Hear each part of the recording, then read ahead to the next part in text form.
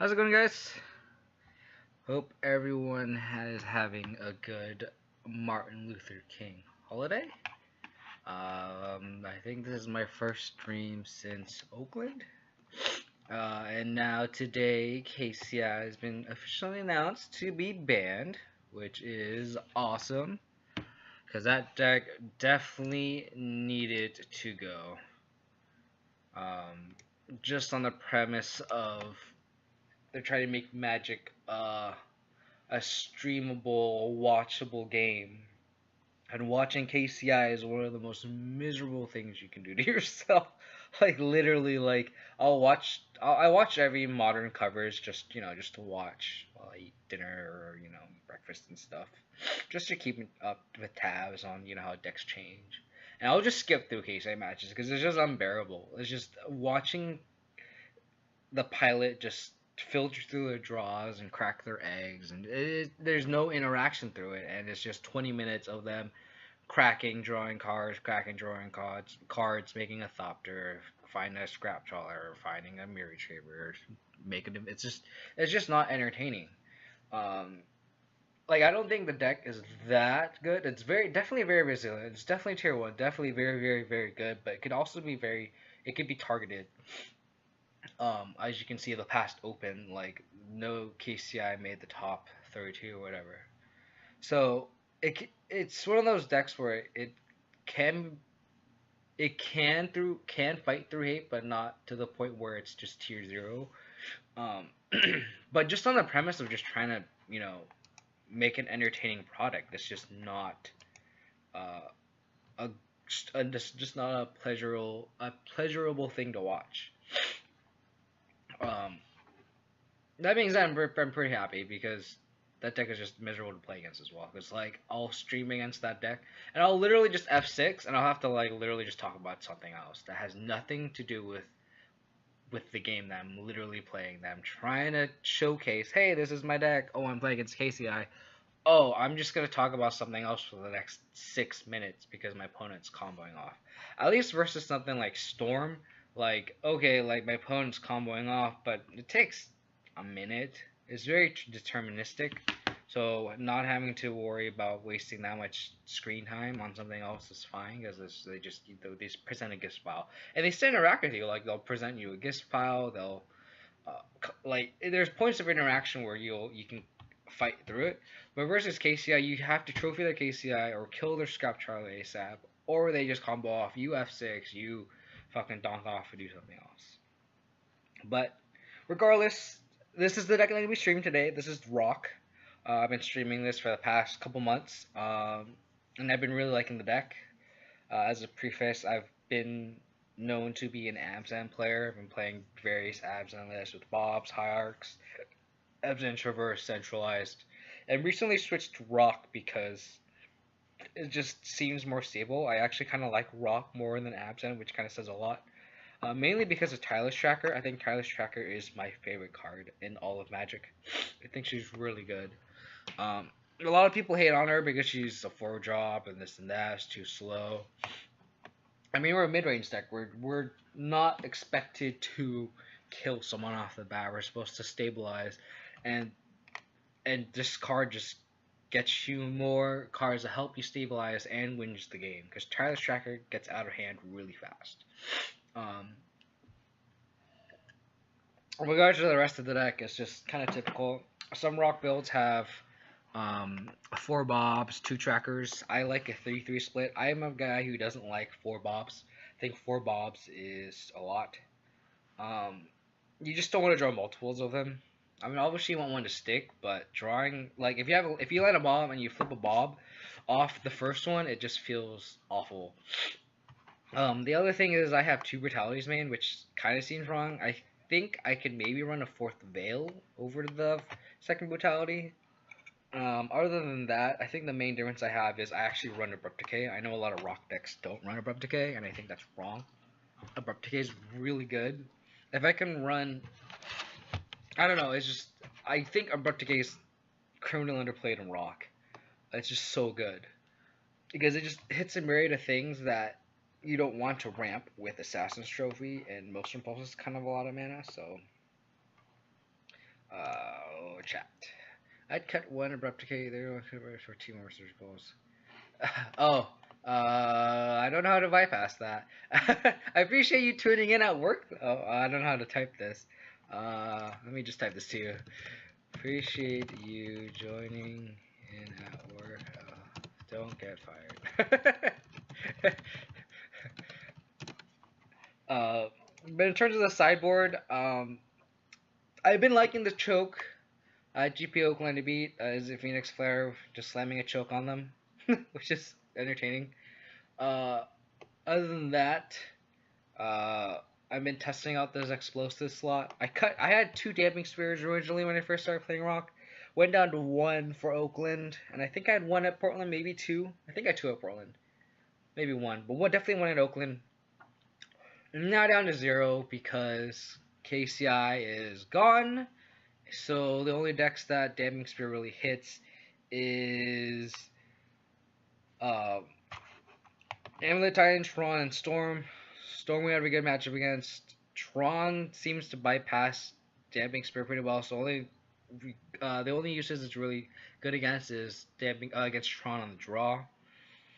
Other than that, 3 Feel the Ruins and 3 Fulminators are good. And Amulet Titan, Fulminators are good. If Amulet Titan becomes tier 1, then I can see running one back. I know a lot of people don't like Engineer Explosives in a 2-color deck. I'm just trying it out because a lot of rock lists have been doing well with it. So the jury is still out. I still think it's pretty good. I like having something against Storm that handles empty tokens.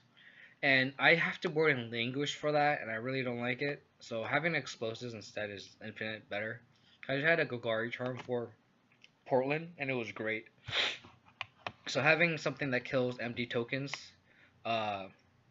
is without killing our own board like a Languish seems pretty good.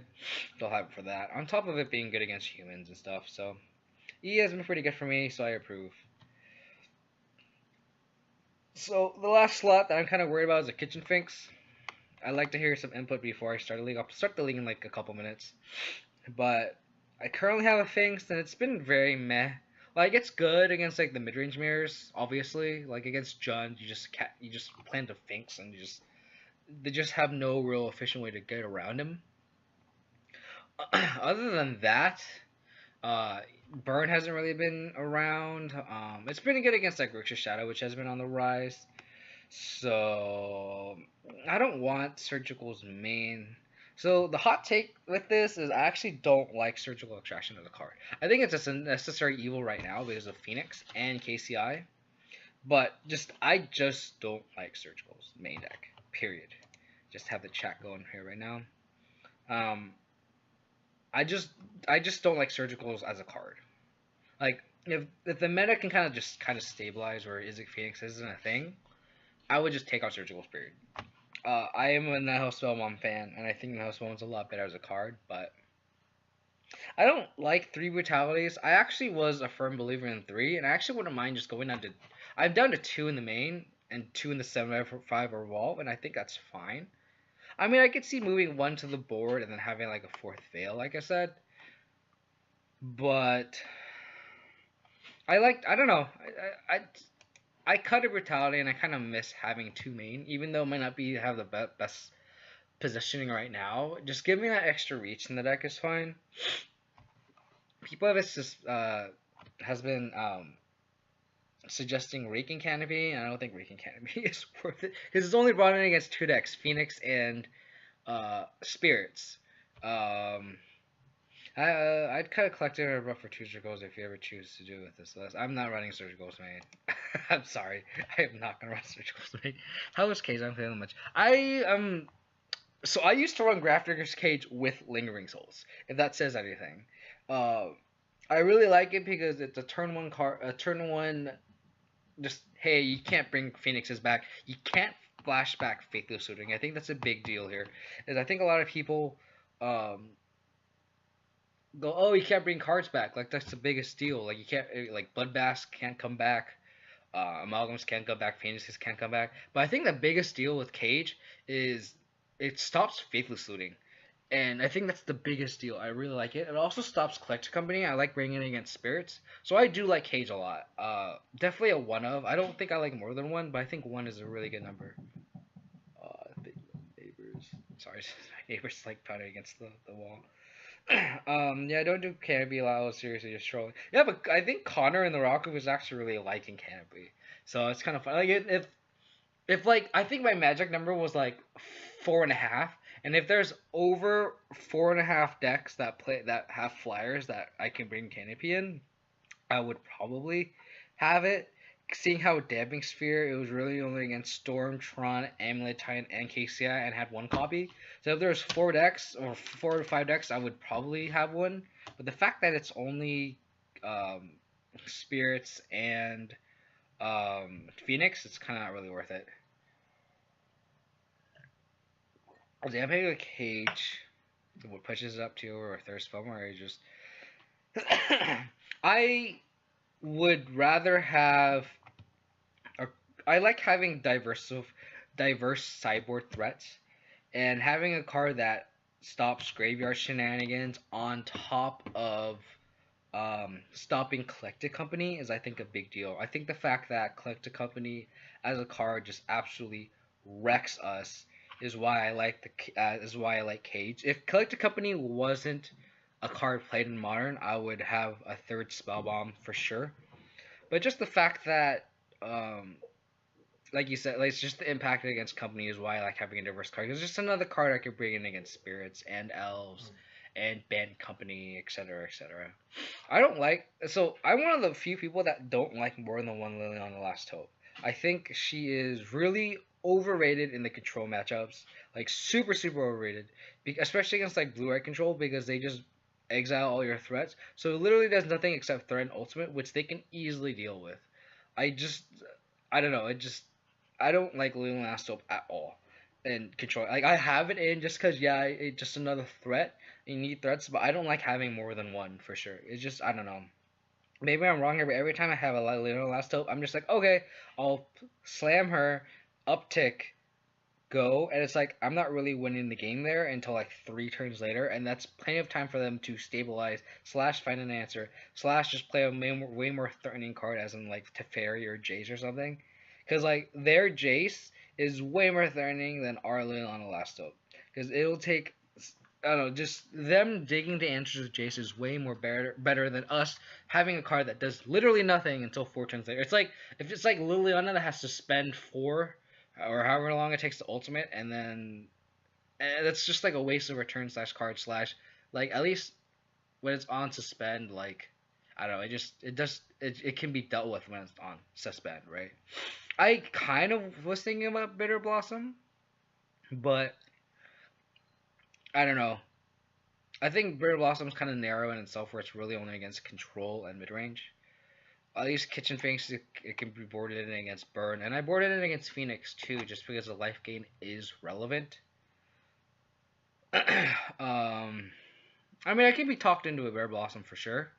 I don't think Bitter Blossom is a bad suggestion. I just think Kitchen Finks is a little more versatile, and like this is kind of back to the Grafdigger's Cage scenario where I would like to have a versatile sideboard card than just kind of a narrow. Then again, Bitter Blossom isn't that narrow. Like, I guess you can board it against spirits, but I feel like our life total is not a resource we can use that matchup because all the threats just fly over, and we have to rely on removal spells. I don't know. Yeah, it's really a defensive card, which is fine, but I don't know. I think I'm just gonna run through this. Kind of tired of talking. Let's just play some Magic. Cause it's not like Kitchen Finks has been bad. I think it's one of those things where it's good to really analyze every slot in our deck. I honestly feel like nothing is safe in the deck. Like, the number of basics is something that can also even be something talked out of. Like, 4 Tarmogoyfs is a staple, but you should always really critically analyze this 4 Tarmogoyfs the correct number. It's just one of those good habits to have when you're kind of building your reactive deck, where every slot is kind of should be debatable and should be defensible, because if you can't defend why you have a certain card in your deck, maybe it's a reason to cut it. So like Collective Brutality is something where it's not really strong currently, so I can see trimming it, but just giving that reach and just it's just so versatile as a reactive deck and drawing the wrong half of your deck, which happens a lot. Having a card that's very, very versatile is a good reason to have two main, in my opinion. So rather than two sided, and that's just my personal philosophy in it. But yeah, other than that, I actually people have been trying to do that exclamation mark deck list hotkey thing, and I just did it right before the stream. So if you want to know the exact list, I think this little image pops up. So if anytime during the stream you want to look back at what numbers I have or what specific slots, you can do the exclamation mark deck list thing in the chat and it'll pop up, hopefully. So yeah, let's just give this a roll. Competitive modern leagues, mid range, just do this. And 7 viewers, guys, thanks for tuning in. If you guys like what you see, please follow me on Twitter and Twitch. Choker's always gonna be, you need to know when to slap that baby down. Joker's interesting. I like it, but I know it's kind of unpopular right now. I think it's one of those things where the control matchup is really, really bad. I would argue that Jeskai control, not Blue Eye control. I think Blue Eye control is 50-50, but Jeskai controls I think arguably our worst matchup because they fight on every axis better than ours. We have to win through creatures, and they have infinite removal. They have planeswalkers that we can't deal with, and they just have more value than we do. So I'd like to go first. This is a good hand. Got turn 1 removal spell into Dark Confidant. Can't complain. I'm gonna play Marsh Flats because if they don't play a turn 1 threat, I can just fetch an Overgrown tapped. Because I'm gonna fetch an Overgrown Tomb turn 2 anyway, so it doesn't matter. Yowza. Oh gosh. Well, this Bob should be good. With my 2 trophies. And this Pulse. Feel the Ruin off the top would be our best draw here, so I don't have to ramp them with Assassin's Trophy. Them not playing an egg here or a map means they probably have Sylvan Scrying. So if they have a Sylvan Scrying in hand, they have to play a Forest this turn. So that seems like a good trade-off for us. Imagine if we had Surgical Hand, turn 2 take his Tron out. Yeah, but I think that's very results oriented. I think you have to look at the grand scenes overall, and having a surgical top deck is the worst thing you could have as well.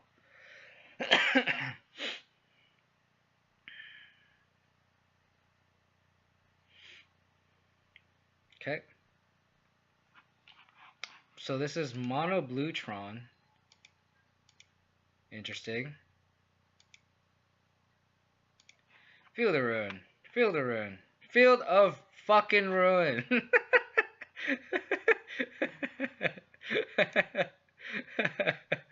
Oh man.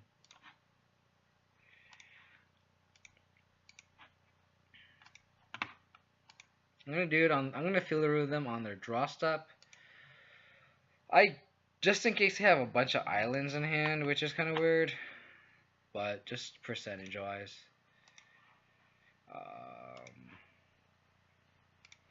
The Proud Plant. I'm gonna get a forest here just for scavenging ooze.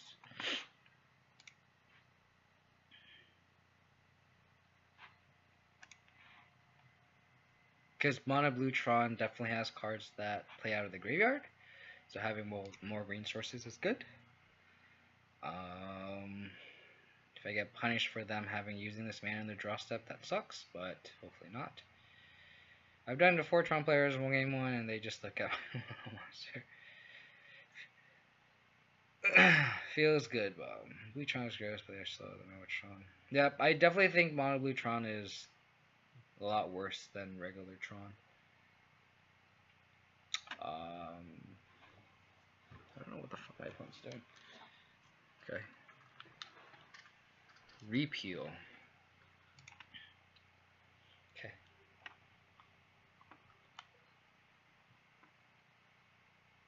It's fine.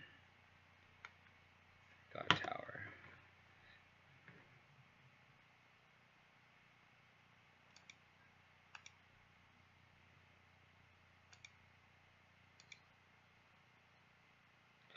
So here it's kind of a debate if I want to Assassin's Trophy or play a Bob. They didn't do any tutor effects. It was just like them assuming that they're going to natural Tron me. Depends on how aggressive I want to be. I really wish I had a land. If I had a land, that would have been great. Because I can trophy and play a threat.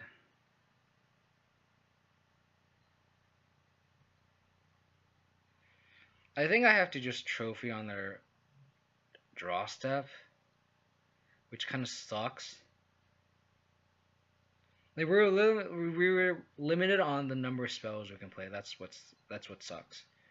So I think like landing a Bob isn't going to do it.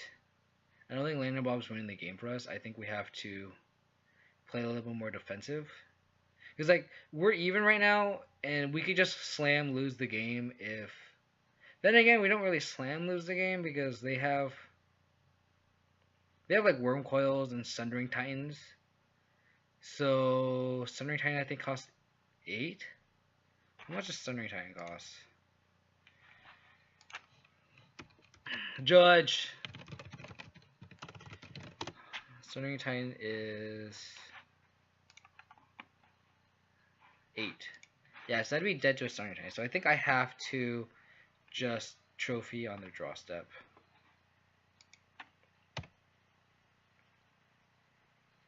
I don't think it's that. I think it's one of those like percentages where it's like, do you want to play to be really aggressive? I guess I'll be playing Bob, or would you like to? I don't know. It's just them top it. If they just don't play anything, we play a Bob. It's not like we get that many percentage points from winning the game.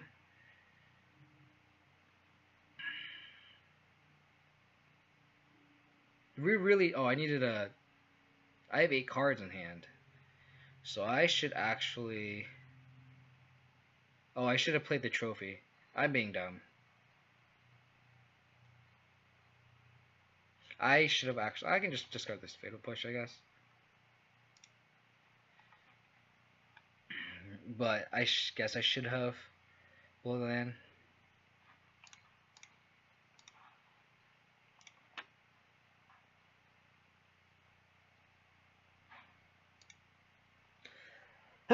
We really need a land here. That's the thing. That's the problem.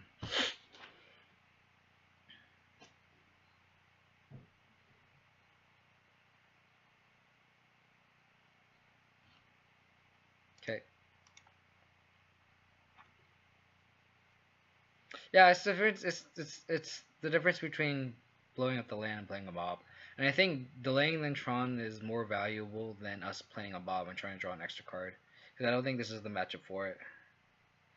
The only other case would be if I was trying to draw on another fielder rune, which is defensible, but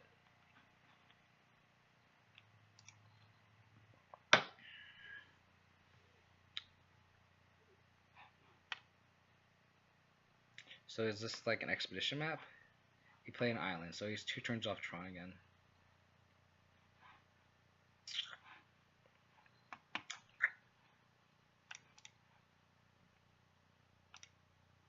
One, two, three, four, 5. Yeah, this is going to be pretty hard because we're not drawing lands, and we need lands, and we're drawing cards that have nothing to do with this matchup for sure.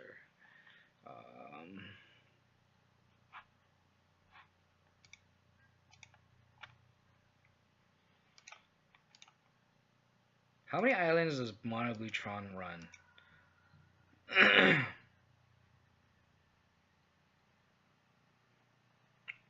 Because we're at like stage of the game now where they are hard casting their threats, or they have the capability to. Snapcaster Mage Repeal. Us not hitting our 4th land is bad because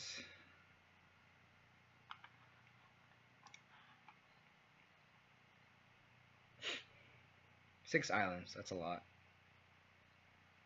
Scavenger Grounds plus Snapcaster Mage. Interesting. And you didn't play a Worm Coil. Yeah, us not drawing the fourth land this for too long is, I think, our because they're just gonna slam Worm Coil.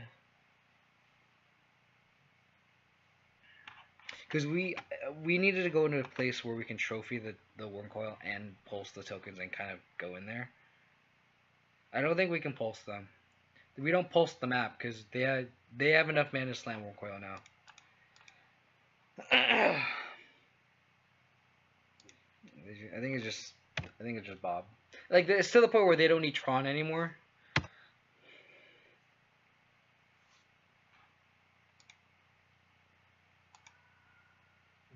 Like you're just gonna slam Worm Coil here.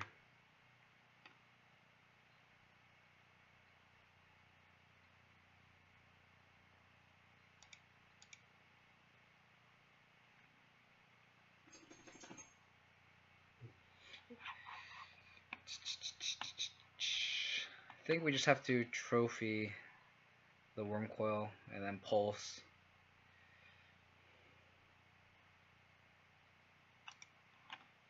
So I guess we can play the Tarmogoyf here.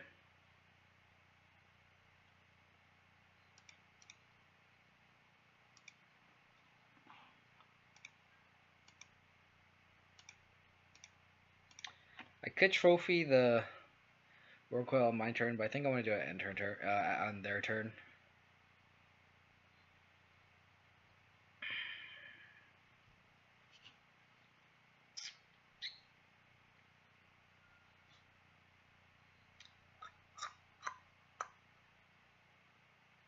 Man, no sorceries in the graveyard. That's awful.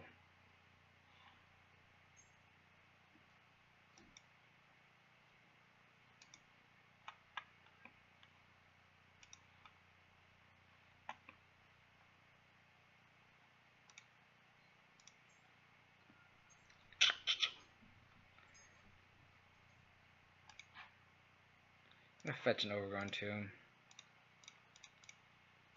Just in case I need to draw, like, if I draw Liliana or something. I think I'm just gonna concede here.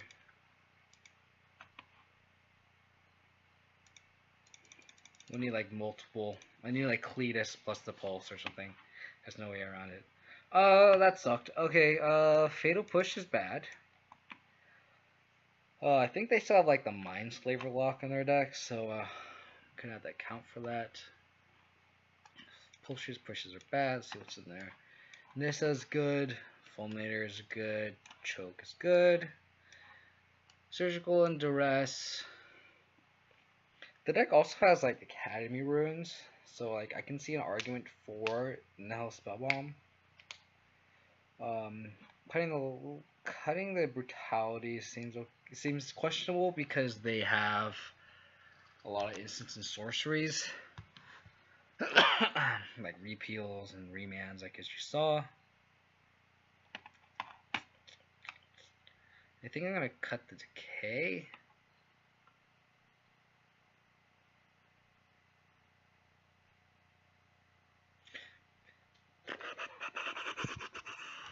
Probably take Collectors and the decay out, just to. Should probably just go like this, and then go from there. I like the Scoos because of Academy runes. Yeah, let's just do this.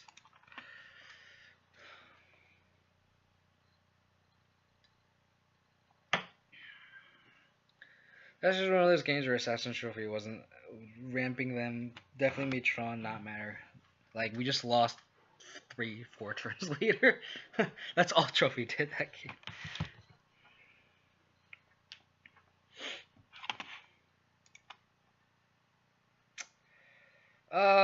Sure.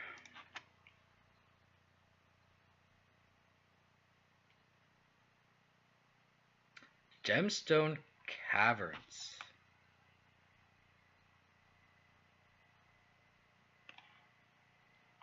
Island. Nice. Nice.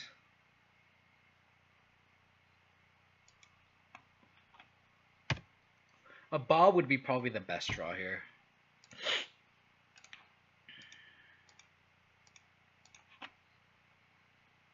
Do I want to take them off Thirst? And I think I do. So just to rest them. Wow, the hand is trash. Her hand is absolute garbaggio.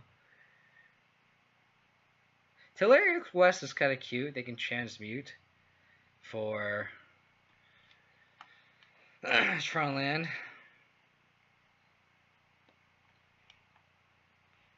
Oblivion Stone. Nice top deck. That's a nice top deck too. Not really.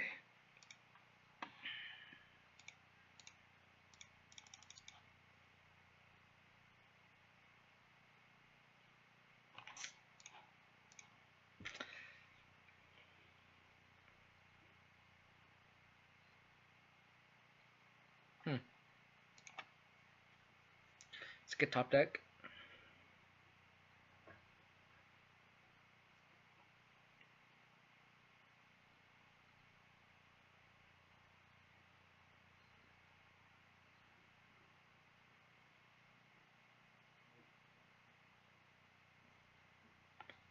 That Oblivion Stones kind of sucks.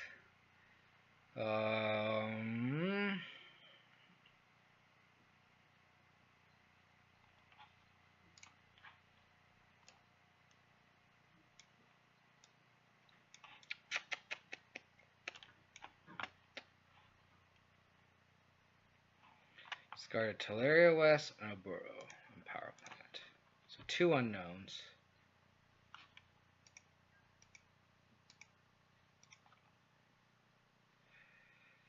I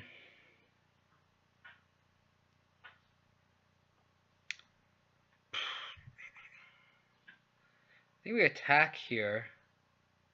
Feel the ruin their black source.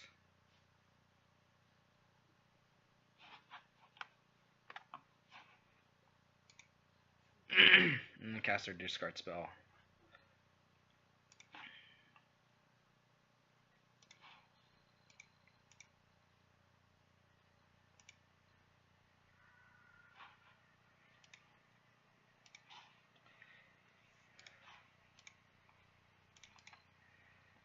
I guess I could have done this first. Hopefully nab like an artifact or something for my Inquisition of Kozilek, but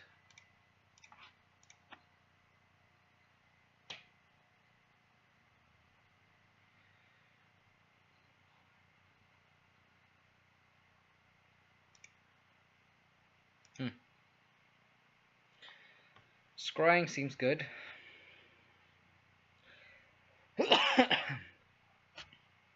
Bottom top. Scary.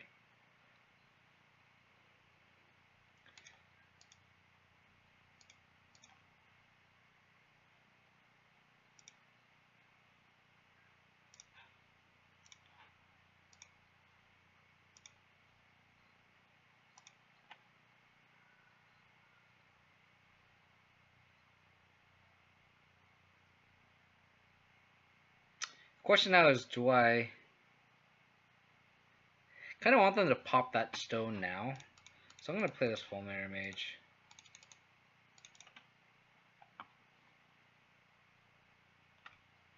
See what they got.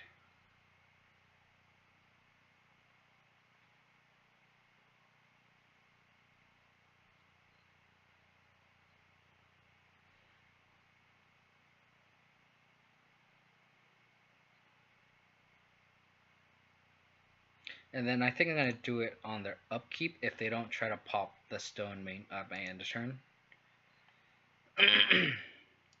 Just so they're committed to tapping out with O-Stone. That's fine. Here I'll take the power plant and then I can take their other Tron piece with Field of Ruin. So we'll just do that. And hopefully this Liliana can take over the game.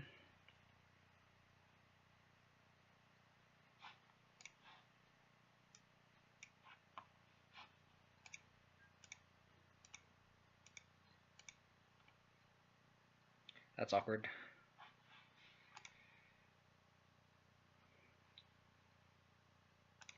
I think just sticking this Leona is the best line here.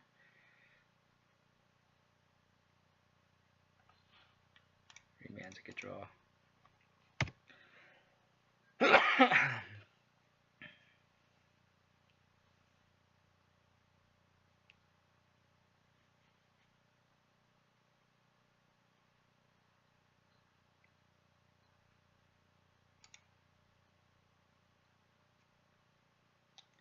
Person knowledge is a good draw.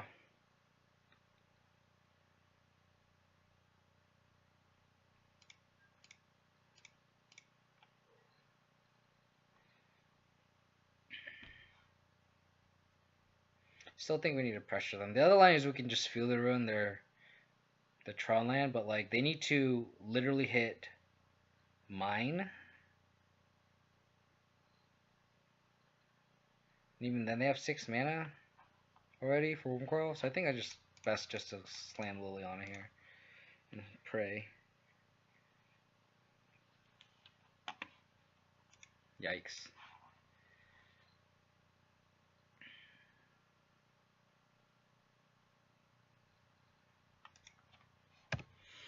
Their hand is just lining up a lot better than ours. And they have the Tron land.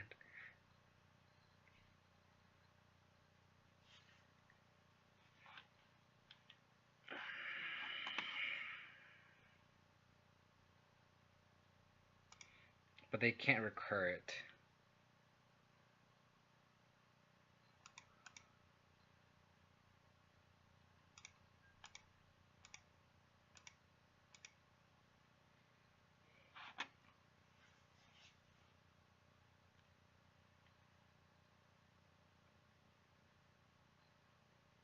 So they can fetch, not get a land, and not do anything. Or I guess I could field also and then not get anything either. Yeah,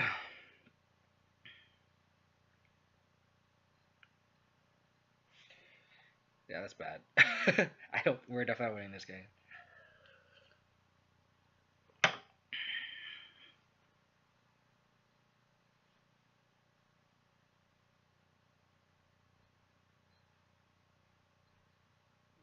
So if they have Academy runs and we're screwed.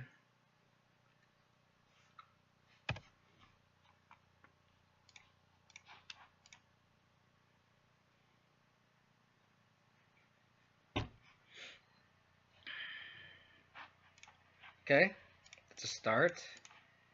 That's a start. We just need him to whiff infinite times. We're okay. Okay, that's a start. Okay.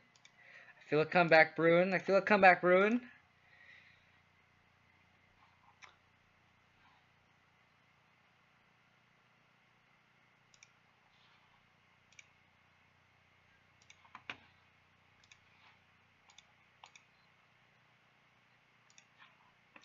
I feel like the only way to lose this game is Mindslaver lock, so we're going to play the Scavenging Ooze.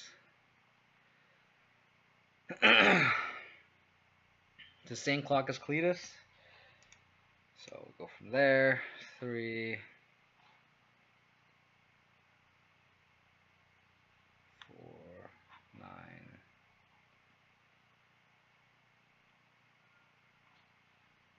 Ooh, dismembering Bob. So untapped land means game over for us.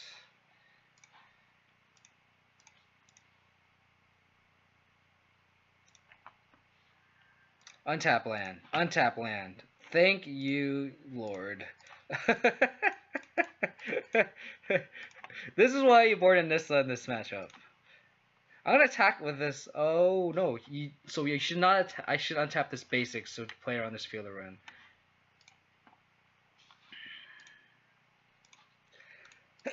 That would have been bad if I animated that. That would have been awesome. Awful. That would have been awful, awful, awful. Okay.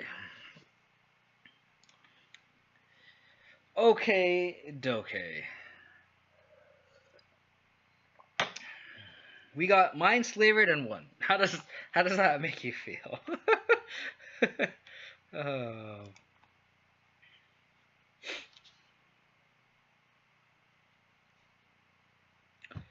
Um. Fuck. This is the hand where the surgical is awful because you don't have a discard spell or anything, and it's awful. Ugh. This hand has no threat. The only thing it does is you can trophy a Triland and surgical it, but you have no way of winning the game as soon as possible. I think you have to mulligan this. You have a card that doesn't do anything, an uncastable. I'm gonna mulligan this.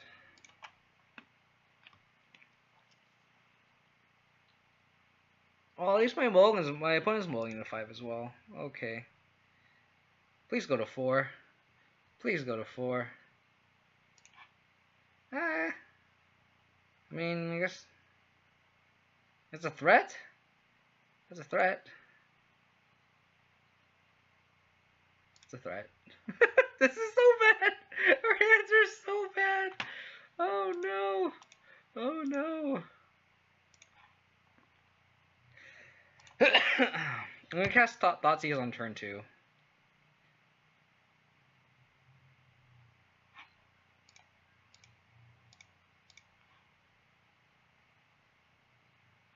Okay. That's good.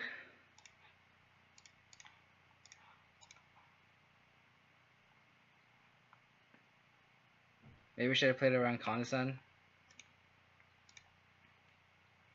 Should have played around Condescend. My bad. Because I'm like filtering them anyway. I don't know. 2 top.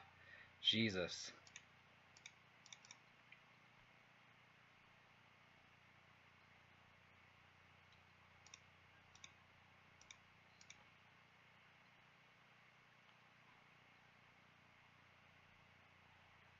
I'm gonna shuffle them now. Just so they don't get the value off of their Condescend Scry. Yeah, I definitely should have played the untapped land there. Play around Condescend.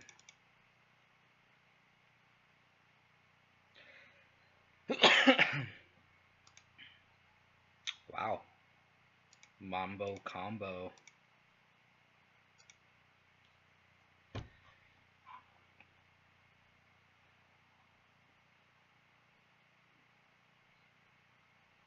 I'm thinking I'm gonna play Tireless Tracker here. I need to make a threat. If they have a land, they can just discard the Crucible Worlds and they get no value off of it. So let's just do that.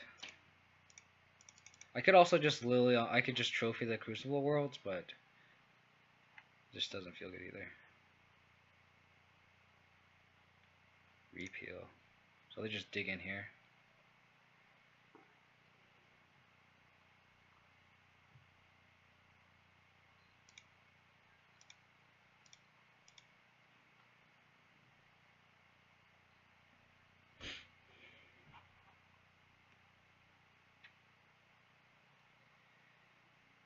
Here I think I play Tracker and a land.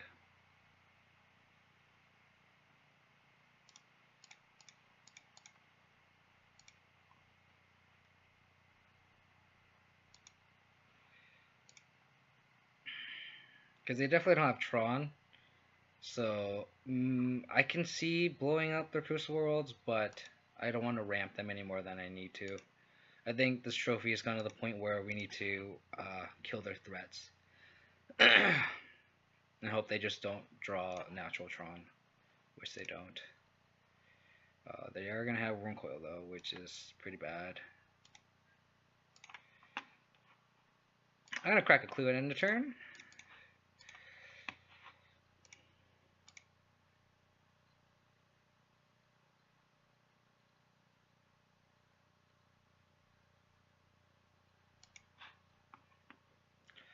Thoughtseize.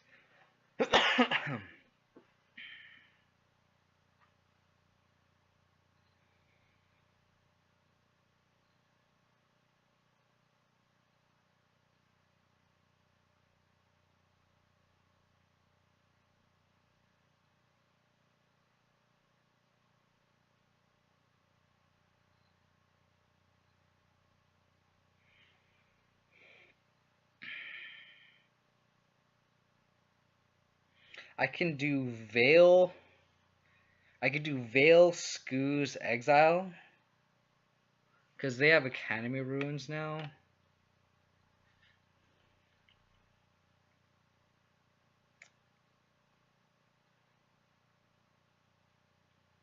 I think I like Veil, Scooze, Exile.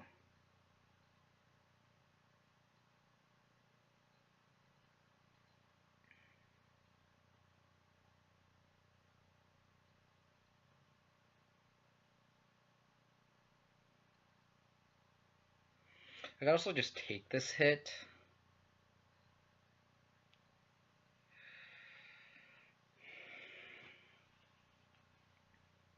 I could also take the hit,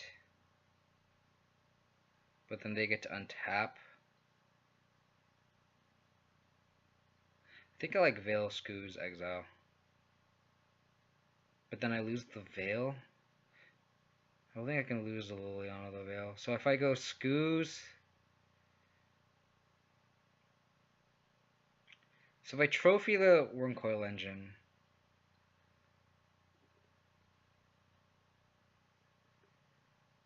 Scooze it. 1, 2, 1, 2, 3. I still have 1 mana left to cast a Thoughtseize. So my lines are Liliana Veil minus cast Scavenging Ooze, exile it, but then my Veil is kind of naked on the crackback versus the tokens, which I don't want. I could also trophy the Wurmcoil Engine, cast Scavenging Ooze, exile Wurmcoil Engine, and cast Thoughtseize. Or I could just not cast Thoughtseize. 1, 2, Scooze. I don't like the clue. Because if you crack the clue, you have no way to kill the Wurmcoil Engine and exile it.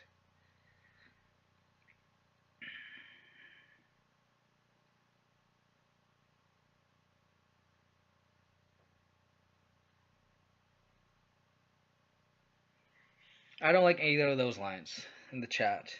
Crack a clue, ask Trophy Wurmcoil, or I would, or ask Trophy Worm, play Liliana, then minus. I don't like minusing there either. I want to protect the Veil. So I think I could also just cast Thoughtseize. 1, 2, 3, 1, 2, 1. No, I need, yeah, 1, 2, 3, 1, 2, 1, 2. So we go 1, 2, 3, 4, 5, 6. 3, 4, 3, 5, 6. So I can leave with Thoughtseize just to see where we're at.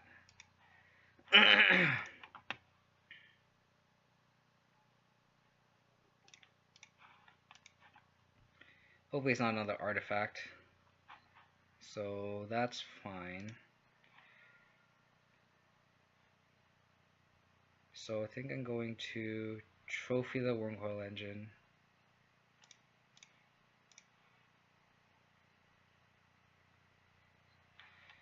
Let me cast Scavenging Ooze first.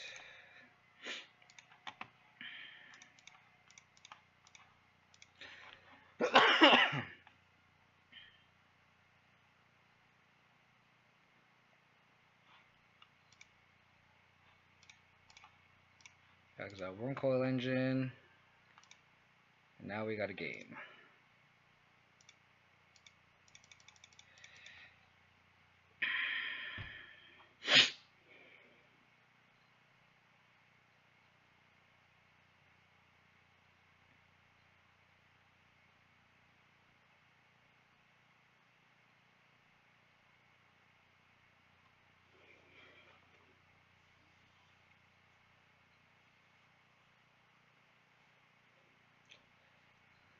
So next turn we can play Veil minus and attack with Tracker, depending on if they keep the Death Touch or the Lifelink.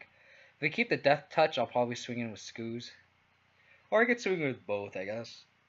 Try to be a little bit more aggressive.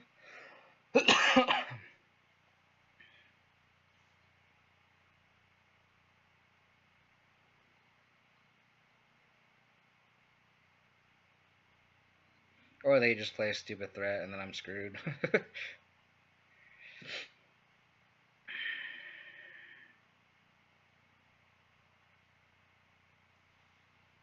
This is an interesting game. Like, we're at the mercy of my opponent's top deck here.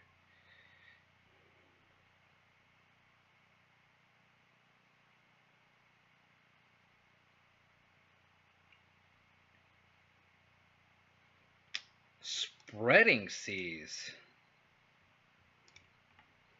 Huh.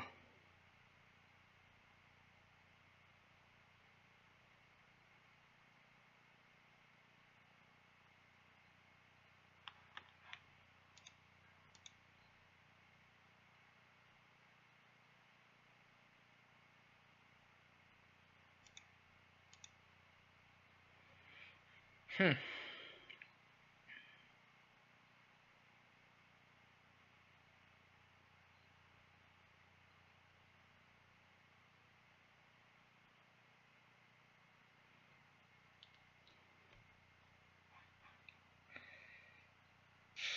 I think I'm gonna cast this Fulminator Mage.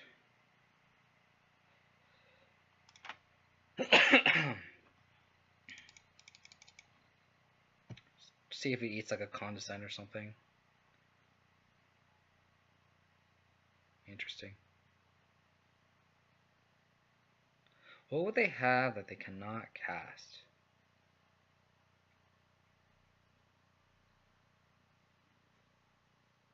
It's like a 2, 3, 4, 5, 6, 7. It's probably a bomb. I feel like it was like a remand. They would have definitely remanded a Fulminator. Condescend they can definitely cast, which I think they have value in. Could be a Mindslaver.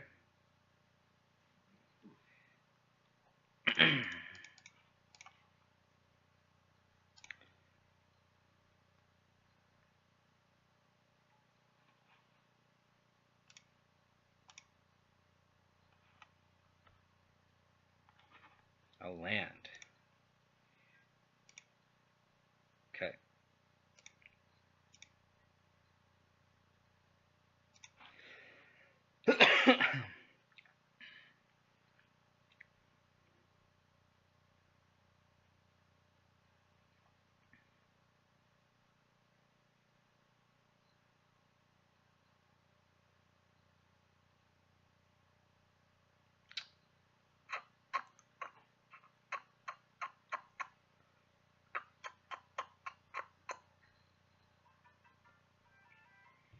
I wonder what they're thinking here.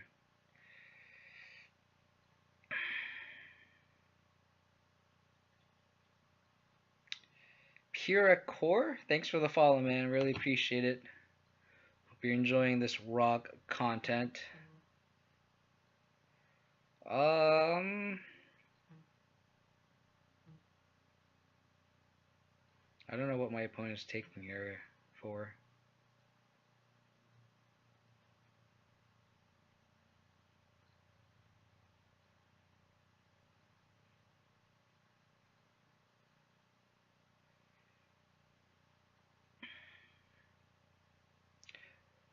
Hope everyone's having a good week.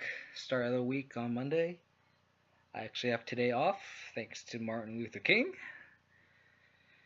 So, gonna be spending time streaming, of course, enjoying the KCI ban. I wonder if Ancient Stirrings got banned, I wonder if Mono Blue Tron becomes more relevant because Stirrings is actually banned. I wonder if they go the more slower route. Be interesting.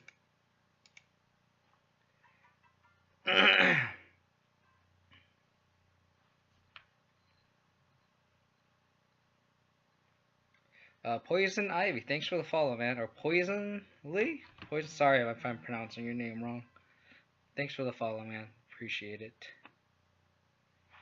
Here, I think I'm just gonna block and then blow up the Academy ruins.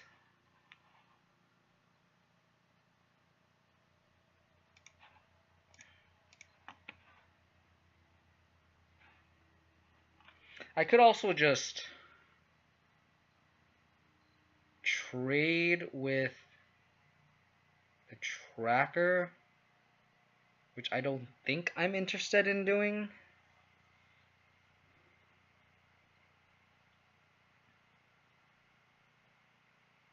I could also just trade with the Scoos here.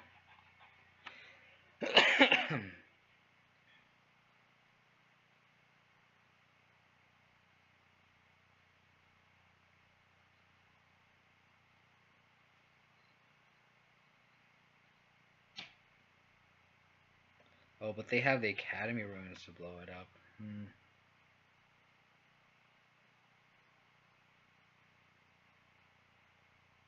wonder if I should take this.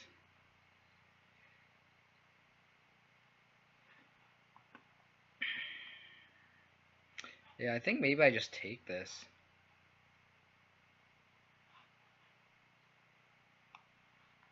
I think I just take it, which is kind of weird. Because if I blow up the Academy ruins, I just bring it out with Crucible Worlds. So I think I just don't block here. This is my first match. I'm sorry, I don't have that hotkey set yet.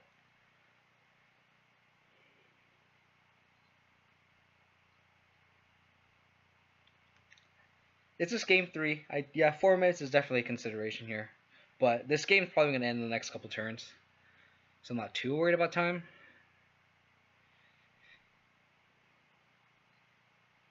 But it is a consideration. Thanks for pointing that out.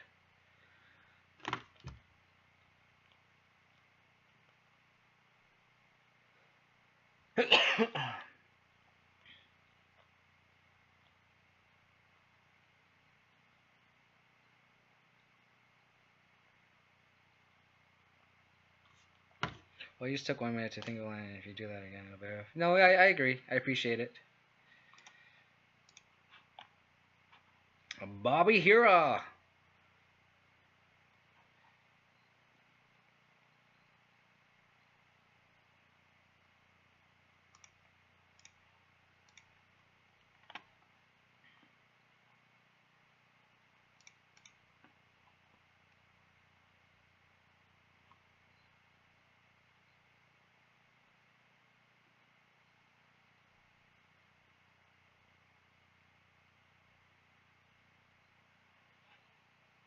Wow, that's pretty good.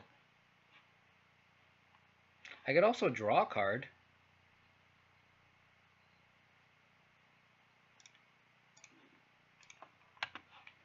Bet you didn't see that, buddy. Oh, no. No. You got me there. You got me there. Oh, I got the Tron piece, though. That's cute.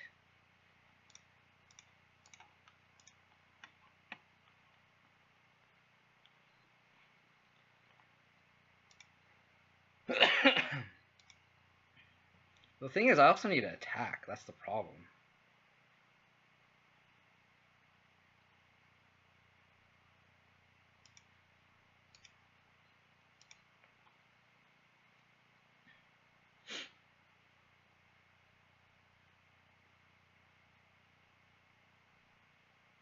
Big boy. Oh, I should have popped the Fulminator. I'm going to scoop here.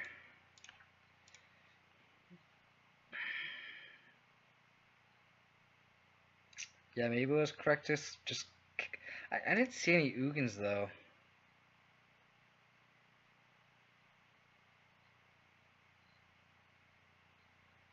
Yeah, maybe it was correct to just pop the Fulminator.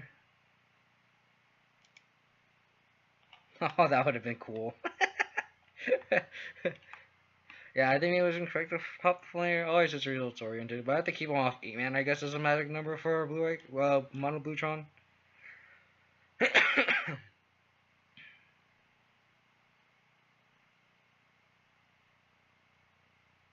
Yeah, I think it was correct just to pop the Fulminator Mage. I wanted to get in one more Chump Block, which I think would have been greedy.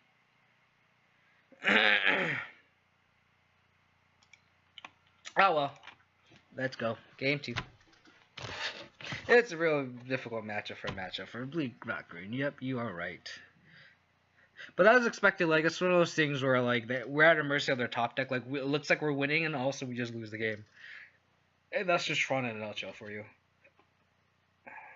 We'll be fine, and then just slam a Planeswalker that we have no answer to. And they just sweeps our whole entire board, and we're kind of screwed, so...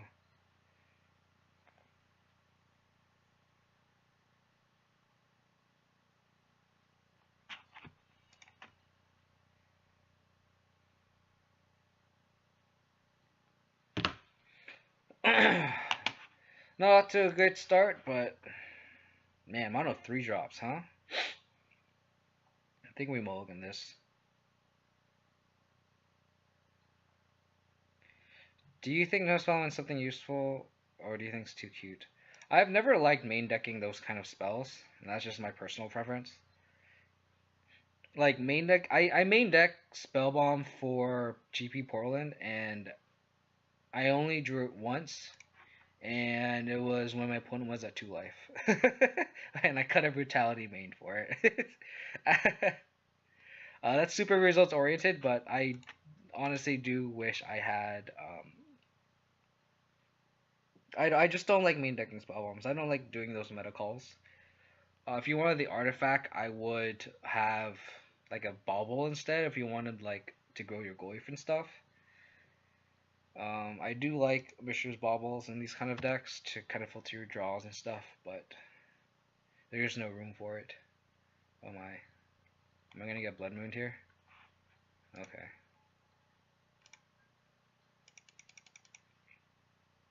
Maybe keeping Bob on top versus a mono red deck is not the best idea. Ouch. That hurt.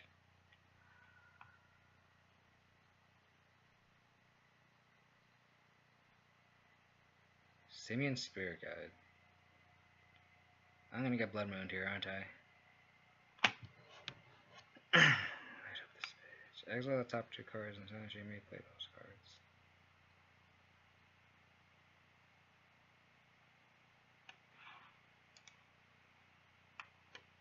Another light up the stage and Faithless Looting. Interesting.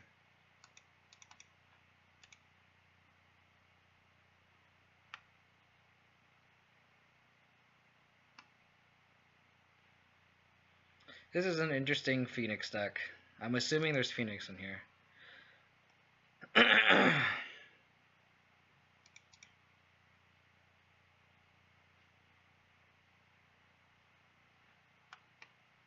Holy moly.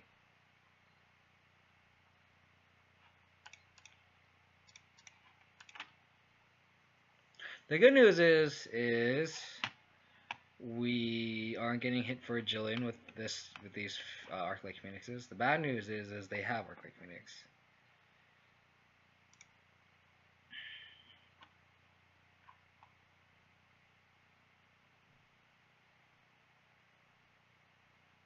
Yeah, but they didn't recur them, so that's the good thing for us. Tormenting Voice and Manamorphose.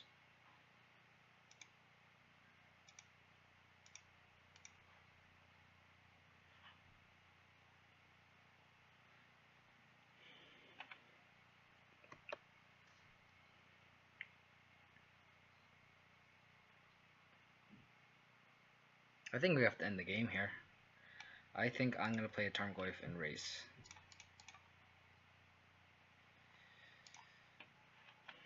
And just hope they don't have anything. That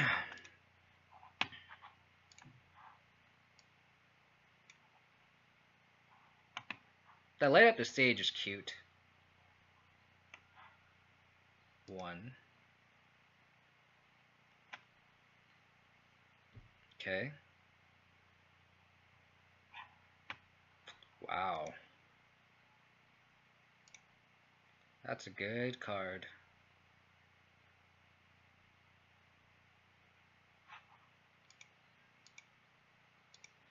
Man, I need a lane in the graveyard, huh?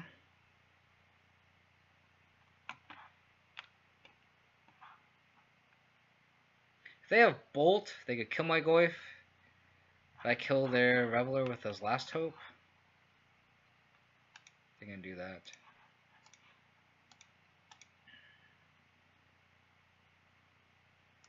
No blocks. Play a Star Confidant.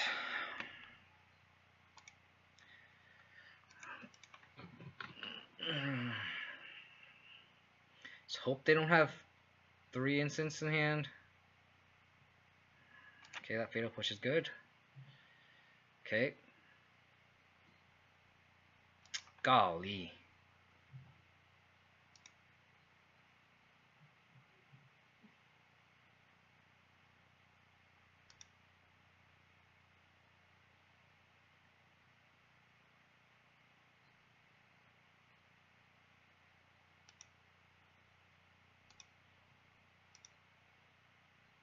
Man, that's awful.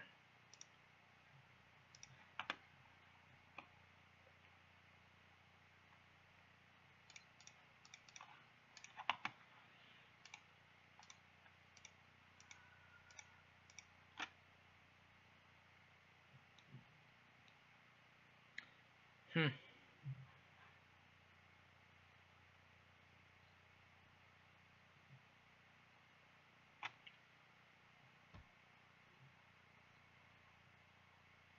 I think I still make the same attack here. Hope to kill one of these Bellum Revelers.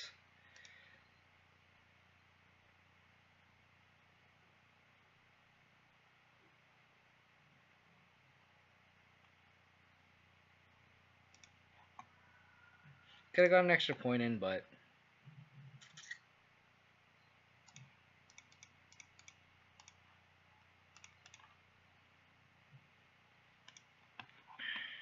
I guess I could have also chump blocked with this Hissing Quagmire. That could have been the other line.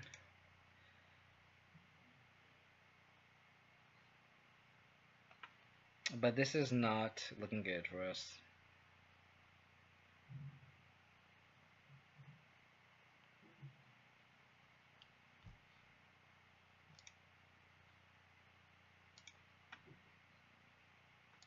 Maybe attacking with Farming isn't the best idea there.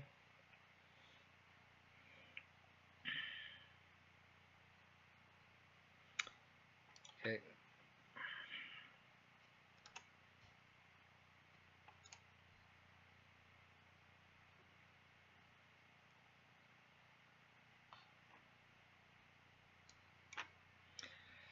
Not looking good, boys. I'm gonna concede here. There's no combination cards that could beat both a Reveler and Phoenixes. That's awful. Okay, so Surgicals, Spell Bombs, Grafdigger's Cage, Kitchen Finks. Damnation seems okay. Swift Spirits makes me want to keep in the Fatal Pushes, but Last Hope seems pretty bad. I don't like Decays because they don't hit Phoenix or Revelers. Probably cut the Brutalities because I don't really like the Brutalities in matchup. Oh, so should cut Thought Seizers and Bobs too.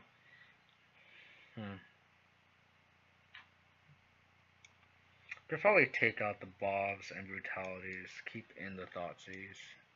Because Thoughtseize can at least hit a Reveler. Maybe we should keep in the Decays for Blood Moon. Maybe trim a push on the play for like Swift Spears and stuff. Let's do that.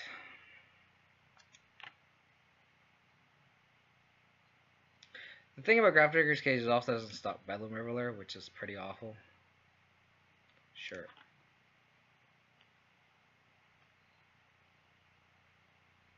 I just hope they have the Nut Phoenix hand. That's our hope.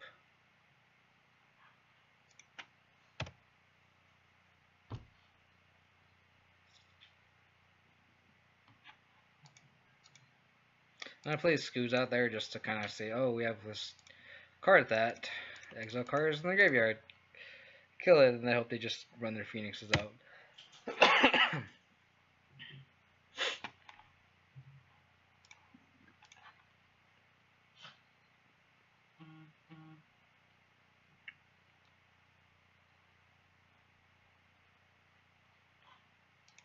I just hope we don't get Blood Moon this game.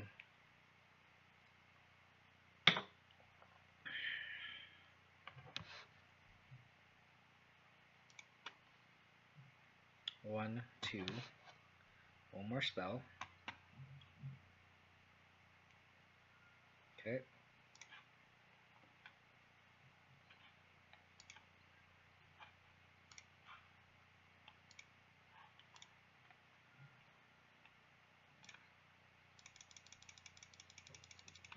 Bedlam Reveler. 1, 2, 3, 4, 5, 6. So we have 4 mountains and a Reveler. Do they have Blood Moons? They have 4 Blood Moons. We're so fucked if they if they draw one of their blood moons. That's pretty awful. Okay. No blah blah blah blah blah blah blah blah blah blah blah blah blah blah blah. Alright. Anything special? 3 maximized velocities, 2 light up stages. Let's pretty call it a day. Did I exile the 1 from the graveyard? Yes, I did. Sounds good.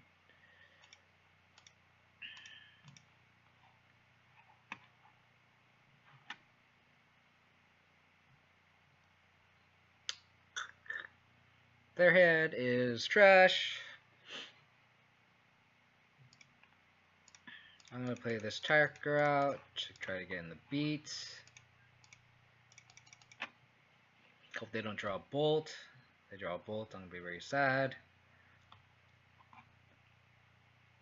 Swiftspear's fine. So 3 mountains and a reveler. So they can cast a reveler next turn, which is scary. Oh, not anymore, because now I can Thoughtseize them.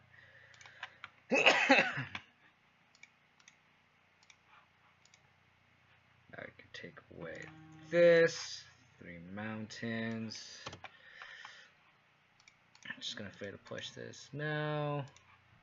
I'm gonna crack a clue and just beat face.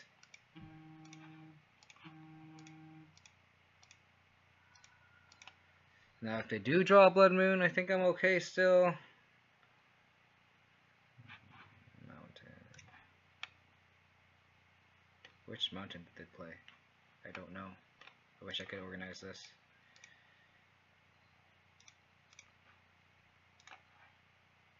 Tireless Tracker is a good card. I'm gonna cast the Tireless Tracker. Get clue.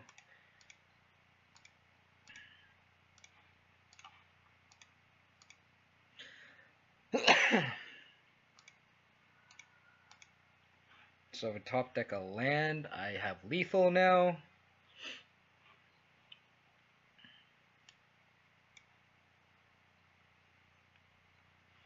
This card's so good. I don't know why people don't like Tireless Tracker. It's so fucking good. It just turns the corner so fast. Okay.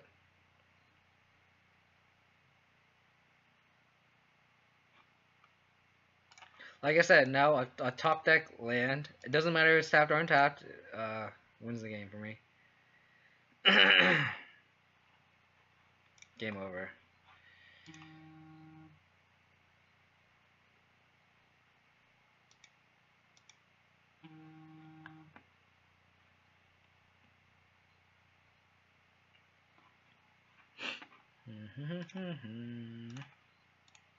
This card's so good.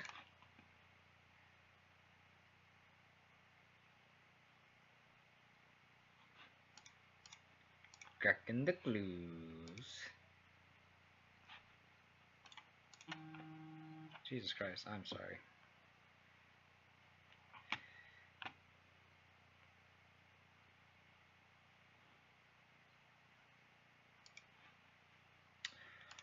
Okie dokie.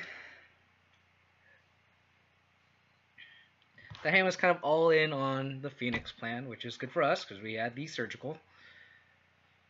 I think we just roll it back. Don't see why not.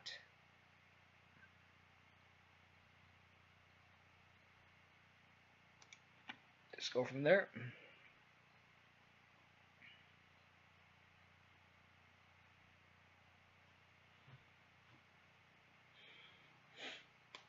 Hope everyone's having a good Monday. I have Monday off, so I'm pretty happy. This hand loses to a Blood Moon, but I will keep it because I have a Grafdigger's Cage.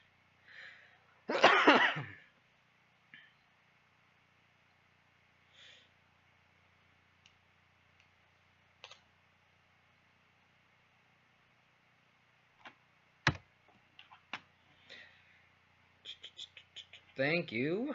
Now I don't lose to Blood Moon.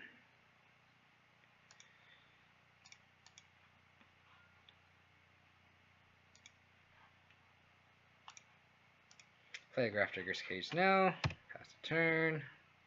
Help you out with Jillian Phoenixes and discard your artlets in your hand, so I just beat your face.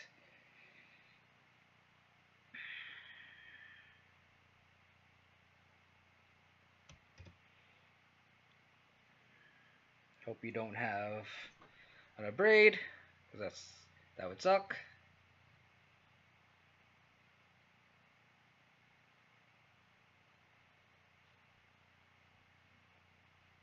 Hopefully you cited out your braids, because I had surgicals. That's a good draw.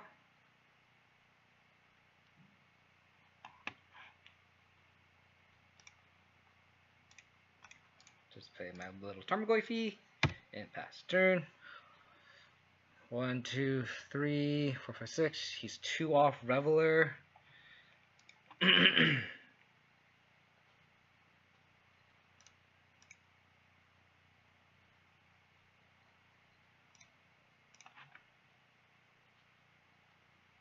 Fatal Push. Broke Decay. Those would be good draws. Where's Flats is an okay draw. To play around Blood Moon more easily.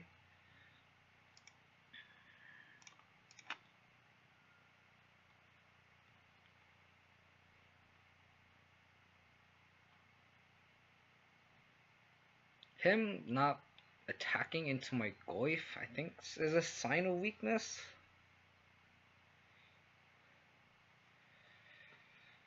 I've effectively played around Blood Moon now. Hopefully he plays Blood Moon next turn. Because if he's just tapping out with Blood Moon, it's kind of worthless. Hopefully his hand's full of gut shots or something. I mean, it deals with my Liliana, but it's okay. What do you think of all these Phoenix compared to the more range ones? I mean, I feel like these Phoenix decks are good matchups for us, so I'm not complaining too much. So 1, 2, 3. So he's still 1 off of Reveler.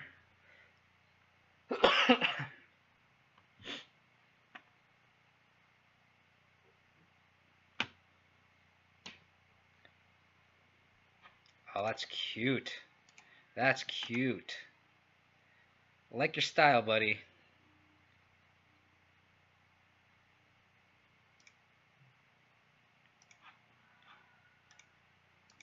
We just need a threat. That's not a threat. I am flooding really hard here.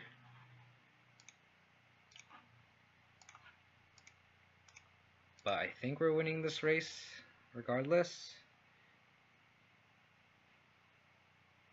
I'm gonna play the forest, I guess. Play Blood Moon. Just play Blood Moon, please. I think that's one of the things that kind of appeals to me to this rock deck more than Absinthe, which is what I used to play, is because the mana base is pretty nice.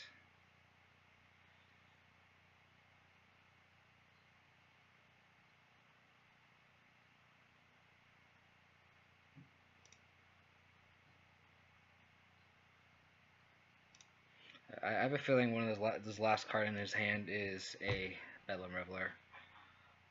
1, 2, 3, 4. So he has enough mana to play the Reveler next turn. I'm still winning the race here.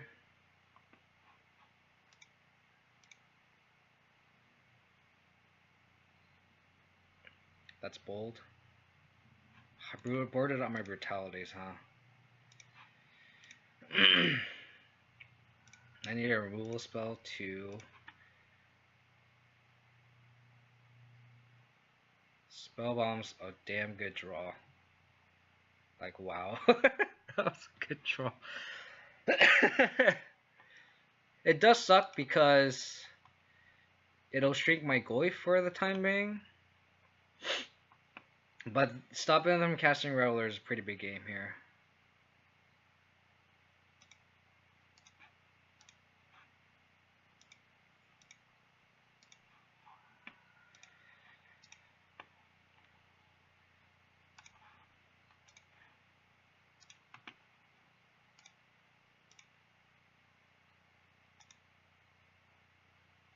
That was nice.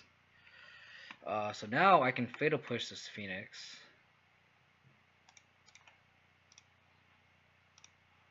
Because I have to, because I have Revolt now.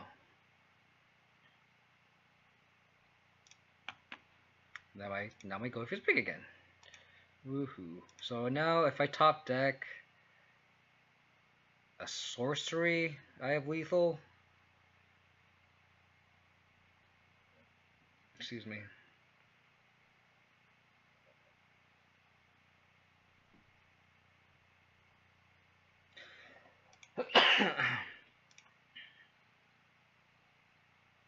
That's true. That would have been cool.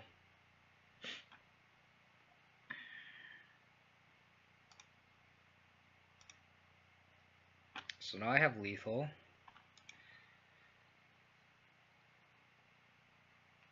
So I'm not dead to 3. I am dead to 3 bolts. Am I dead to 2 bolts? 4. I am dead to 2 bolts. So he needs double bolt here.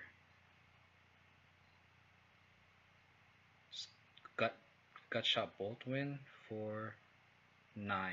No. Okay.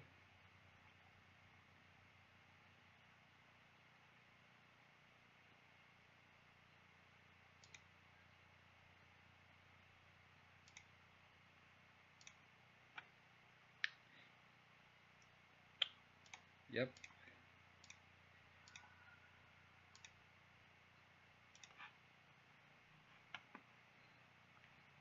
Trophy this.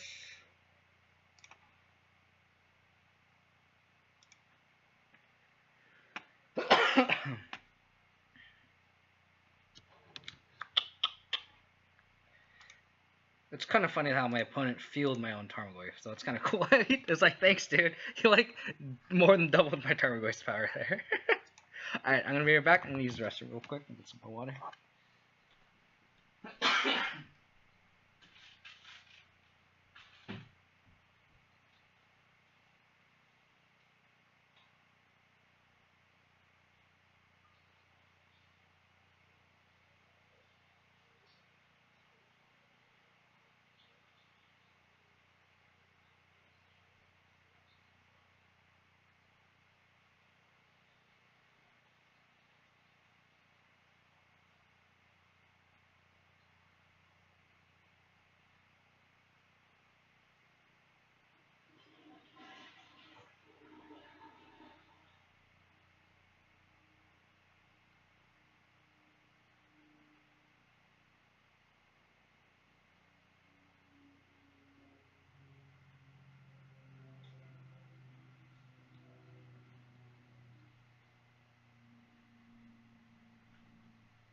You guys can look at my dog while I get water, because they are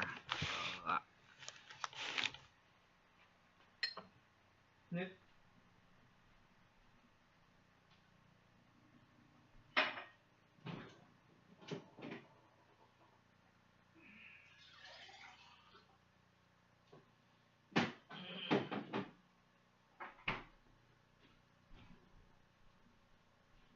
Even though I think the blue-red Phoenix version is better, I've been seeing a lot of mono-red Phoenix online. I think the blue-red Phoenix version is a lot better, but people do what they want, I guess. What are you gonna do? 17 viewers, guys. Thanks for tuning in. Hope you guys are having a good day. If you guys like what you see, please follow me on Twitch and follow me on Twitter if you guys want up-to-dates on when I'm streaming and stuff like that. It's a little disappointing losing to Tron round 1. I think I could have won the game if I popped the Fulminator, but I guess the magic number for Blue Eye Tron is 8. And then against these like Phoenix X, I think we do have a good matchup against, so I think the decent amount of people play Phoenix for the fun of it. I could see more people having fun with the more explosive one. Yeah, I mean, it seems like a fun deck to play, being able to just cast multiple things a turn, because like that deck is so explosive, it's ridiculous. So, I mean, it's a lot more fun to play against too, because it's not like it's super overpowered either. Like, it's very powerful being able to have hasty 3/2 flyers, but it's definitely you can definitely interact with it, so it's fine. It just makes surgical a lot better. Oh god, why would you do this to me, deck? On the draw, and a mulligan, a no-lander, and this is fine. Bobby, please don't be burned. Oh, is this Boggles? Turn 1 Aether Valve, Razorverse Thicket.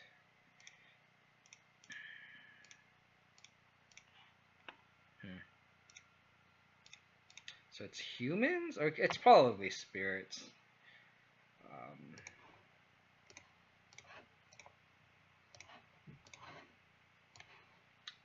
What the fuck?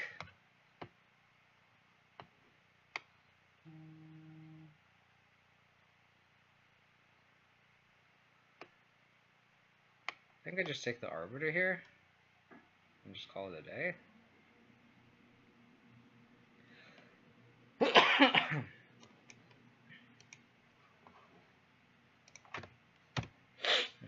I have answers to everything.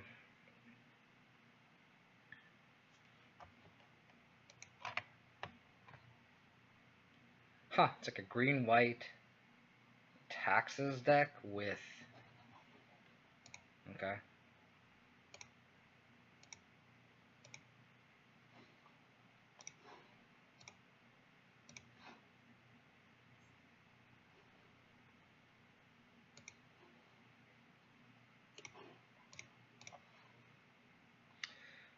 Guess I'm pushing this guy.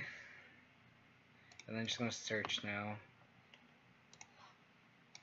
Just to play around future Leonin Arbiters.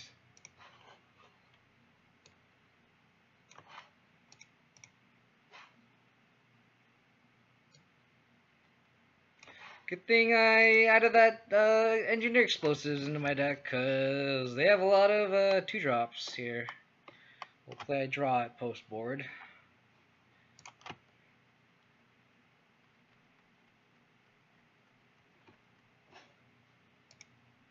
Hi, Goif.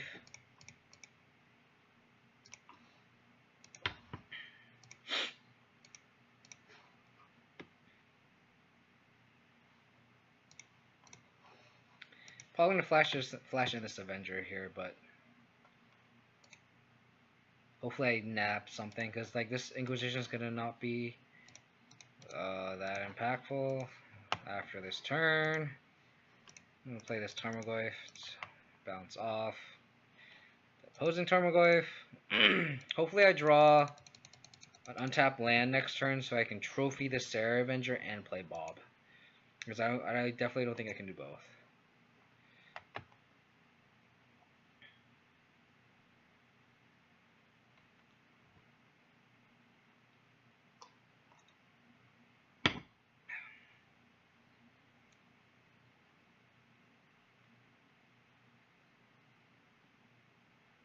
There's an argument for not fatal pushing the Arbiter, but getting our lands Ghost Quartered is pretty awful, so.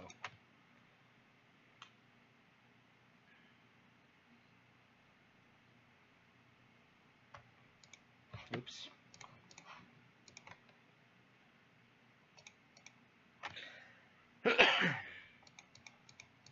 I like this card though. Sarah Avenger is a cool card.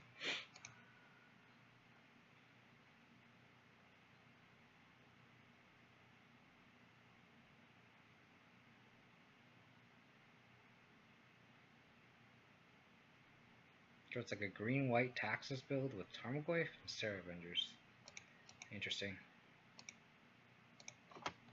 Untap land. Oh, that's pretty good. I'll take that over a land. I think I fatal push this now just to get around like Flicker Wisp.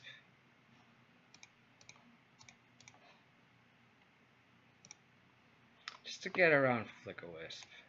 Let's not play any games here.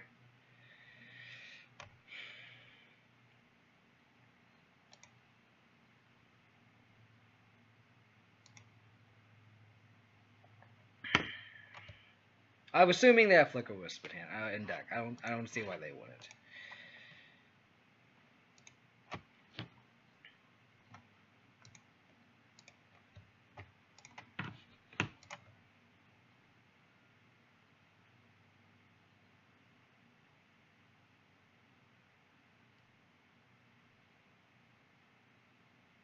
think I just have to decay here, right? If they have the Flicker Wisp, they have the Flicker Wisp. If they don't, then I just win.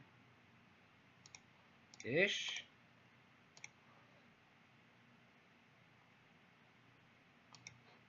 Hope they don't have Flicker Wisp or that. Okay.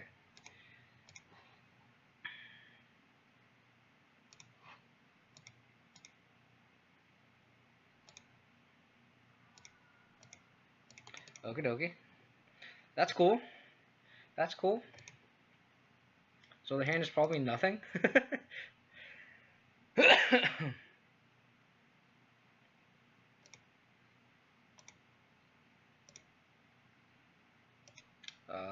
Lands would be really good here. Not that kind of land. I need an untap land, please. I think here now I just beat in face with both, right? I just don't have anything.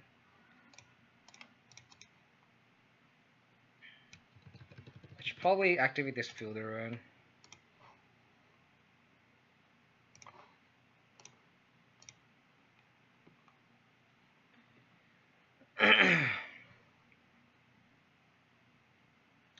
Probably get a swamp.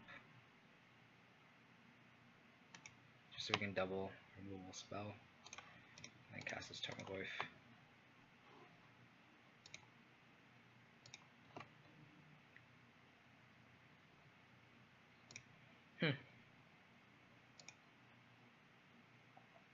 Green white taxes, eh?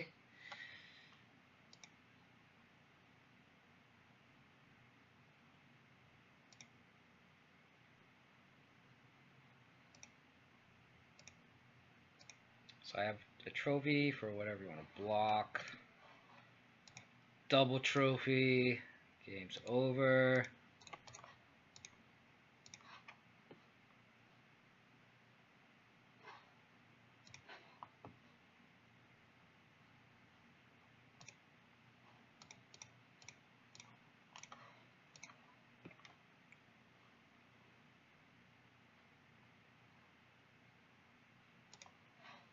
Opponent flooded a little bit at the end there. Alrighty. So, green white taxes? I guess I just board in the sweepers. Take out Thoughtseize. I think that's just a clean swap there. I can see Kitchen Finks coming in just to gain some life. Excuse me. Probably do that.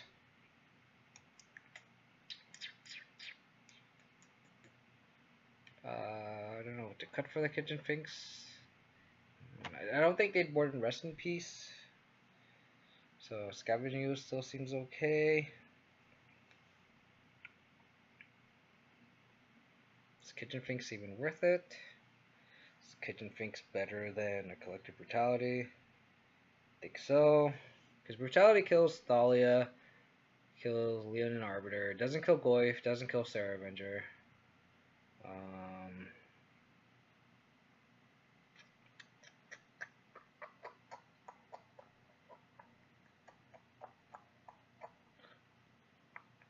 We're definitely not cutting a removal spell, I don't think, for it. Veil on a draw. I mean, if they don't have mana dorks, I like Veil, play, or draw. If they do have mana dorks, then I like that idea. The problem is I don't think they run mana dorks. I mean, maybe I can see cutting a Veil, but I don't like cutting removal in this matchup, especially even if it's a slow one as in Veil. I can see just cutting a Scooze. Probably just cut Scooze. Does gain life, but I think it's fine. How's it going, buddy? Currently 1-1, lost to Mono Blue Tron, beat Mono Red Phoenix. Arguably, I could have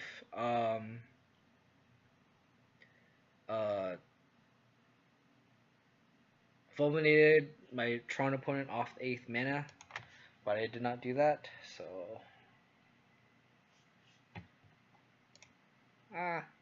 well, there goes the, oh, I don't think they're playing mana dorks. Oh, that Fatal Push is good, though.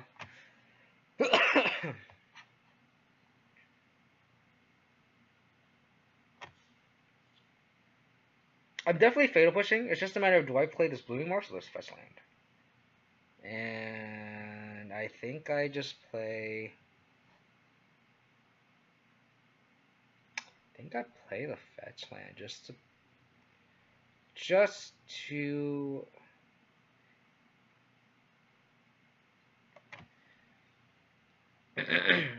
I think I can play. Yeah, I think I play the fetch land. Because I don't know if I should fetch an Overgrown Tomb or just a forest. I think I have enough green sources, so I think I can just fetch the forest, the swamp. I mean, and then not shock. And hope they had kept the greedy hand with only the hierarch, and we are in business.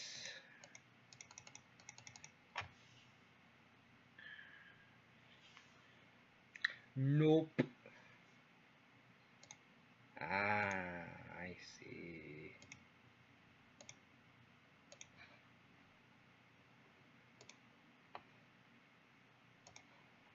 Just gonna push now.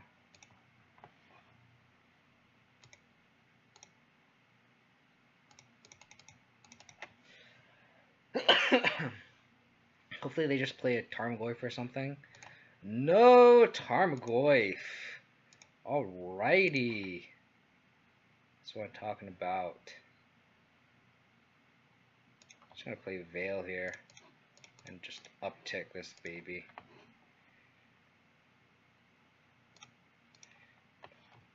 I think I just play the tree, discard the treetop village. I already have one.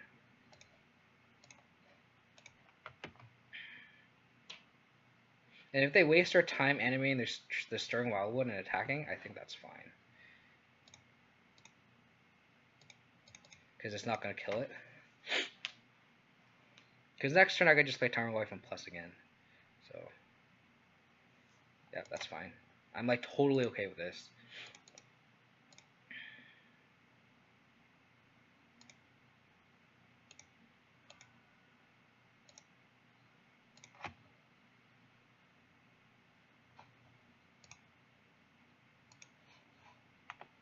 Because I'm just winning the virtual card advantage here. Where I'm discarding lands and they're discarding these guys. Sun lands. Interesting.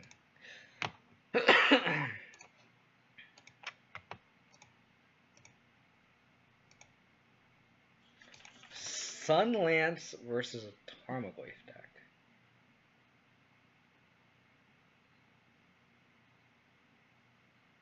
Yeah, I can see pitching. Oh my. Well, I got punished there.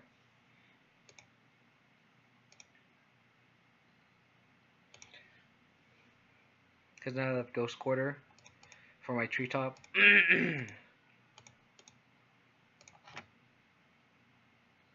Okay.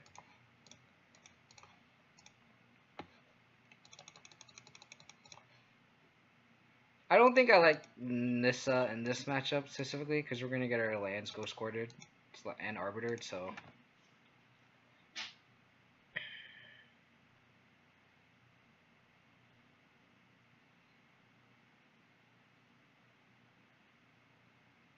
Double Wildwood. Scary.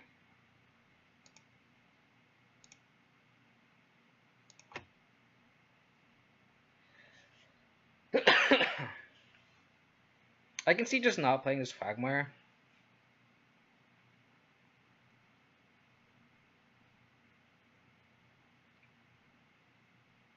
For tireless tracker reasons. So I think I'm just going to pass the turn here. Not attack.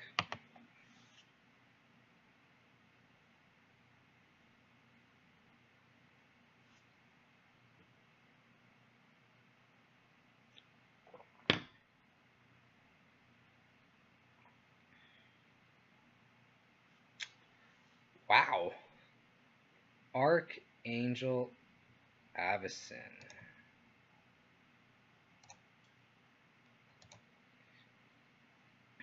Oh my. How about I remove this wall off the top, huh?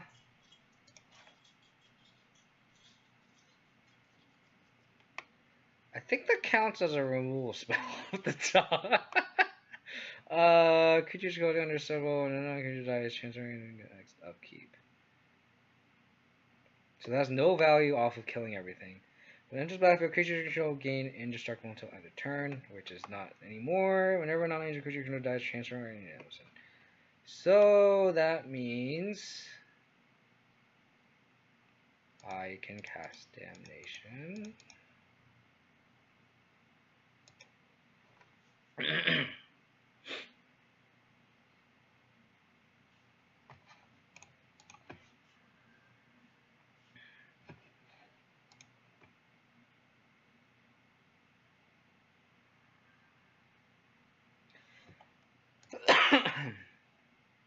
Excuse me.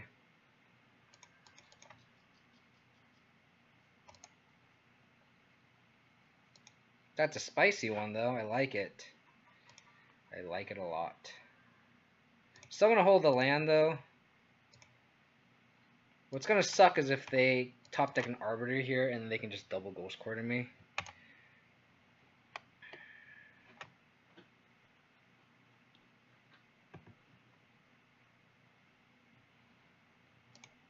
Aggressive. Aggressive.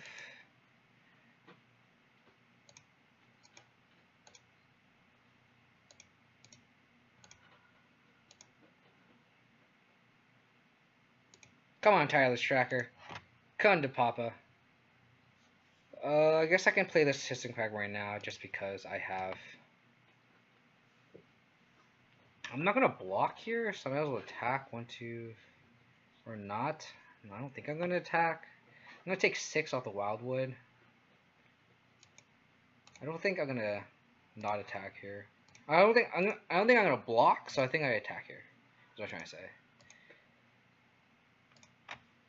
say. Maybe I should have played the Quagmire last turn, but then again, I can't block. He just has Ghost Quarter.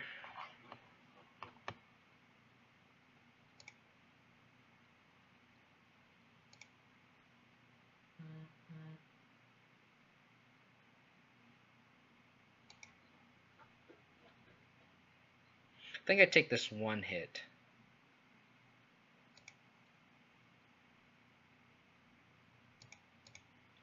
We're still at a relatively high life total. He's flooding hard. Come on, Tireless Tracker. Oh, buddy.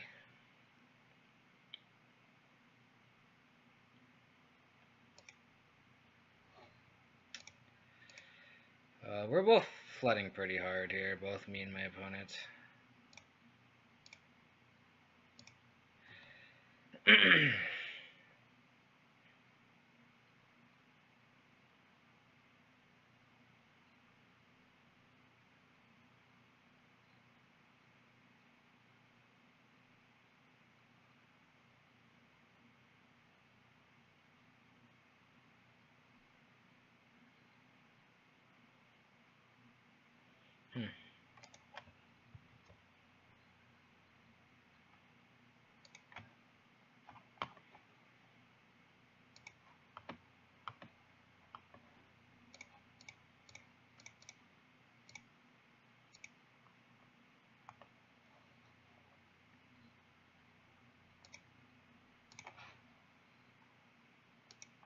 I think I take this other hit here.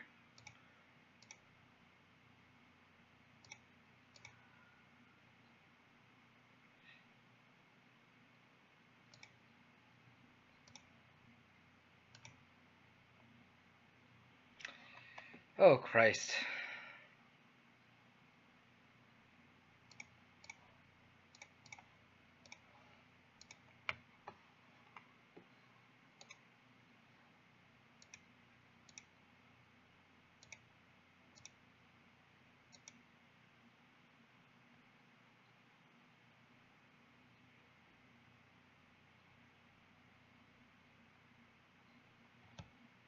More man lands than GQs.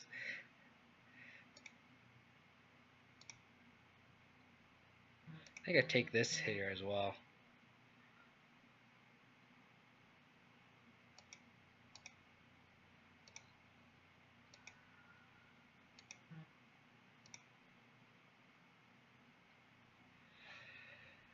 Oh, Bobby Hill.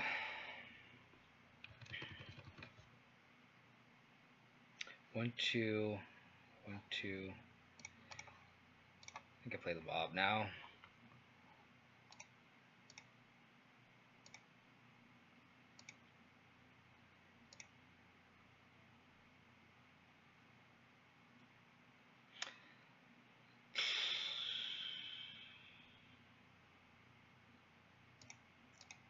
Mm-hmm.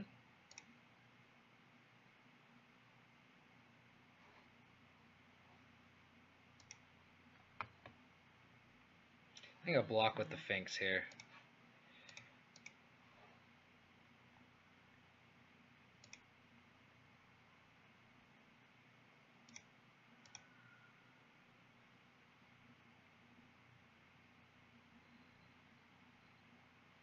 Oh, mercy.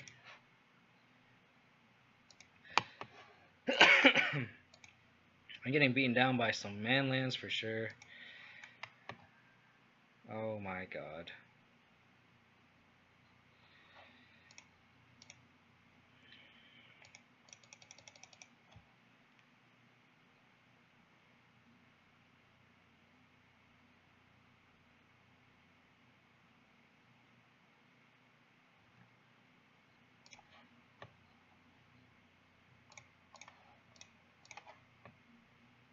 See how aggressive he gets with this.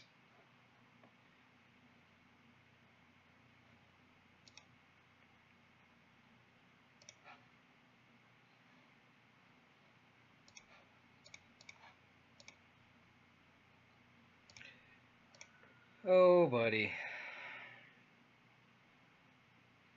We're definitely losing this top deck war.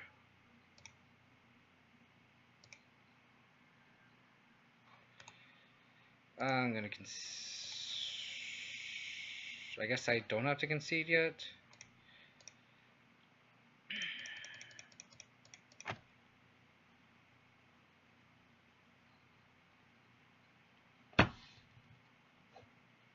Man, this is not looking good.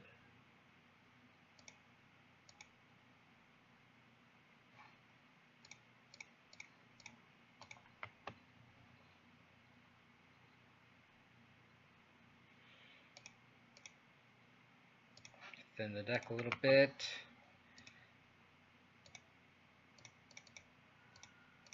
So what are our outs here? Ooh, I don't think we have any. Tyler's Tracker into... See if he attacks here. Destroy all lands. Even then, we're dead to the Thalia on board.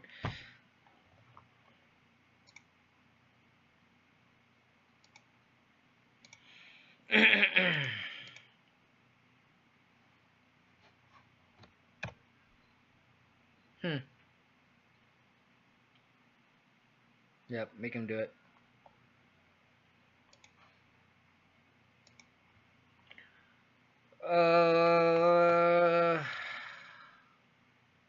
Just run it back.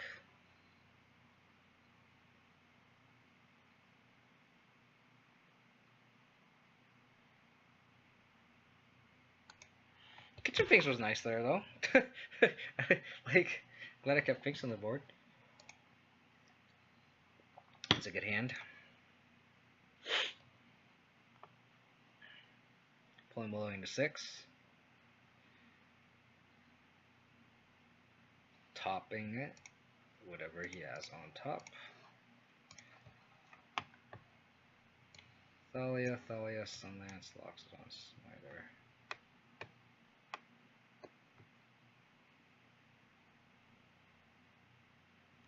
Guess I just take the Sunlance.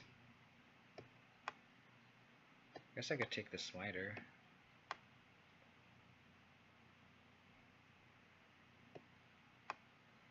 Language cleans up everything if I top deck 2 more lands.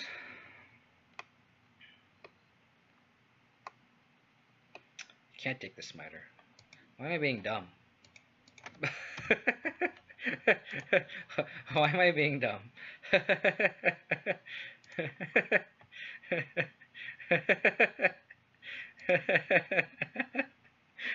I apologize.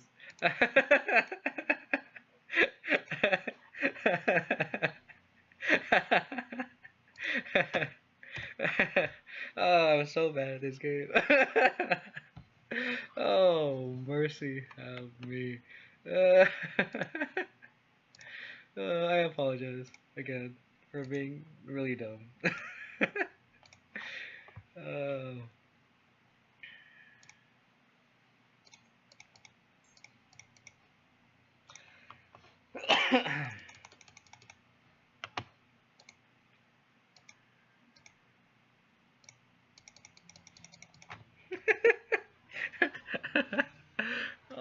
Oh, it's one of those things. You should read the card. That would have been so dumb.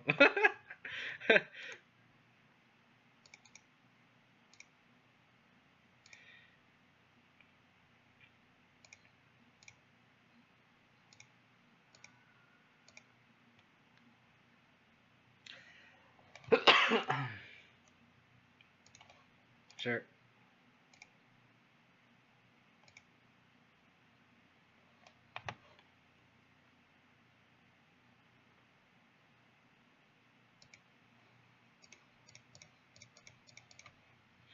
Slam Cletus.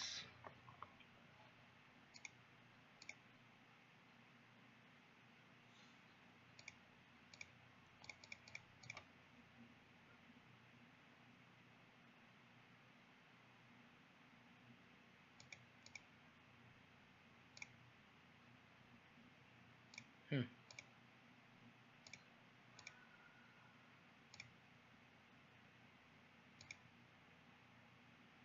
I feel like it has a path.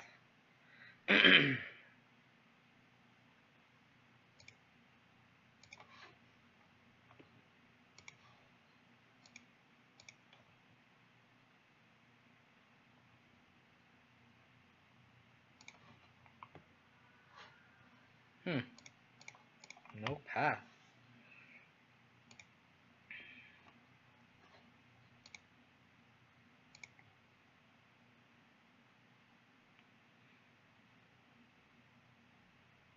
Push is really good for sure.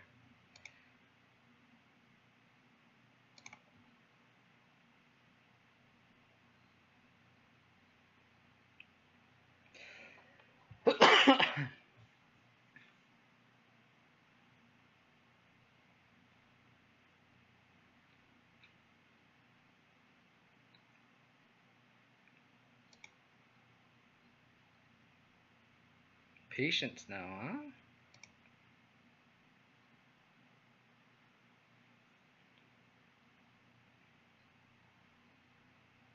The thing is I can't kill a Smiter right now unless he tech edges me. So that's kind of awkward.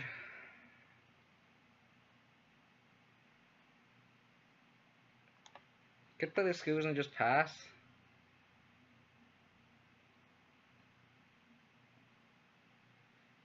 Or I could just not play anything and pass.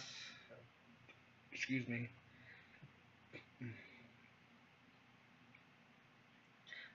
Kind of want a backup if I end up casting Distinguished. I think I'm just going to pass the turn.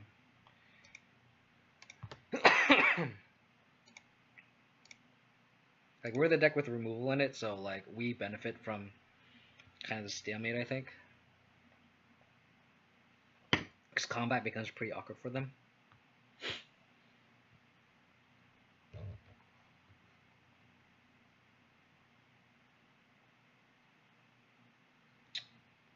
Wow. Well, I guess we Fatal Push this Thalia here. And then just get him. Because I don't think we want to get rid of our Tarmogoyf here. So I think I'm gonna just... It does turn on their second Thalia, but...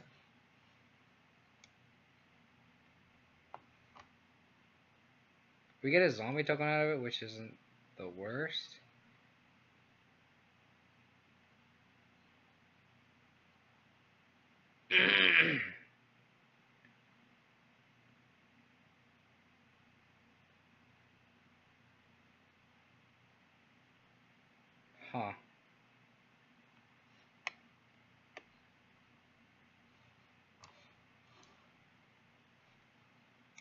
think that exchange is fine. Because then we can push this guy and we have a Goyf and a Finks attacking next turn.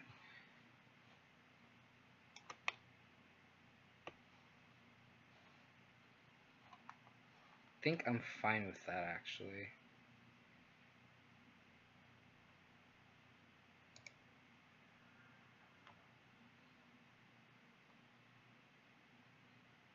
Kill that. This doesn't die. And I just push this guy. And then now I am attacking for a lot.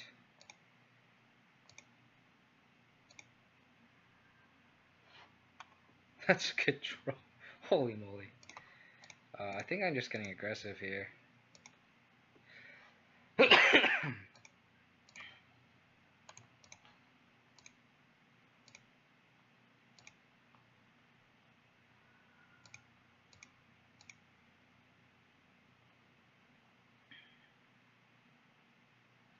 So they have Thalia and 2 unknowns.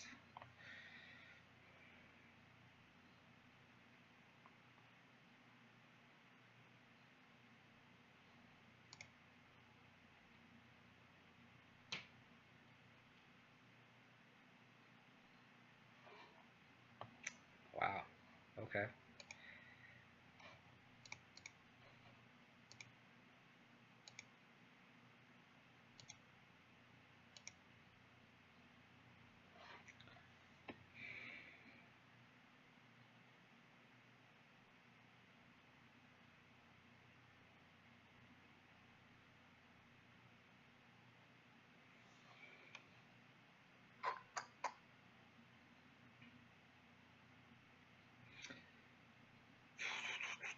I'm trying to figure out. I'm trying to figure out if I should play the second Scoos. That's what I'm thinking here. And I think the answer is yes. Because I don't think they play Wraths themselves.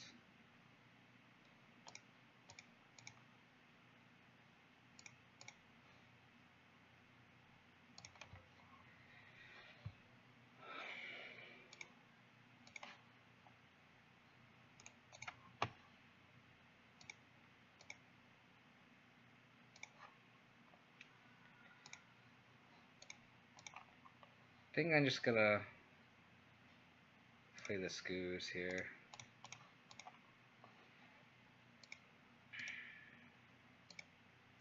I don't know what else they could have. Because they could just block. They could do Stirring Wild would block past my other dude. That's another line that they could take. So I think playing the Scoos was correct there. I don't think they would play Wraths in a Thalia deck. That's just weird. On the board with 2-1s, pretty good. 17 viewers, guys. Thanks for tuning in. If you guys like your see, please follow my Twitch and Twitter. Get up to date notifications on when I'll be streaming. I'm gonna actually go to use the bathroom again real quick. Drink a lot of water. I will be right back. I'm gonna be posting up the deck list.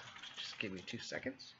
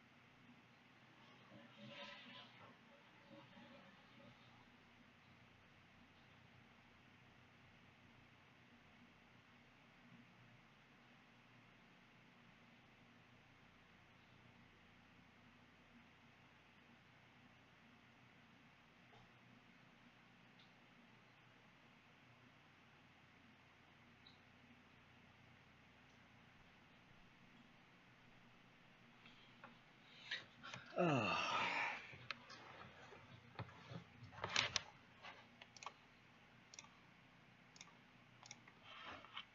Hey, Grimflyer again. I just want to just point out that Grimflyer has some really good content as well. He's been posting in the rock group. For the people who aren't in the BG rock group on Facebook, Grimflyer is one of the other content producers who posts some pretty good videos of him playing in leagues as well. So just giving a shout out to him. He's pretty good. Just doing laundry and watching my kids while I'm here. Can't quite manage to record while doing these things. Come on, dude. You can do laundry and watch your kids at the same time. My kid right here. Dolly, say hi. Yeah, you can play videos and huh. There you go. It's my dog Dolly. Fuck Tron. Yeah, that's right. Yeah, good job, Dolly. You're a good girl.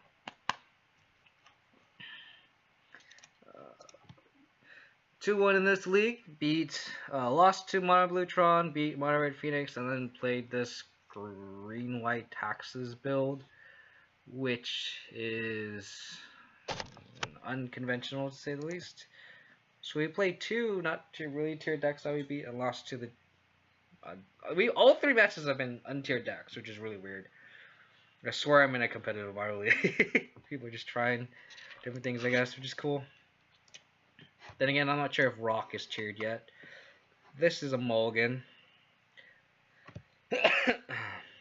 10 doesn't beat anything. Sounds better. Bottom of the land.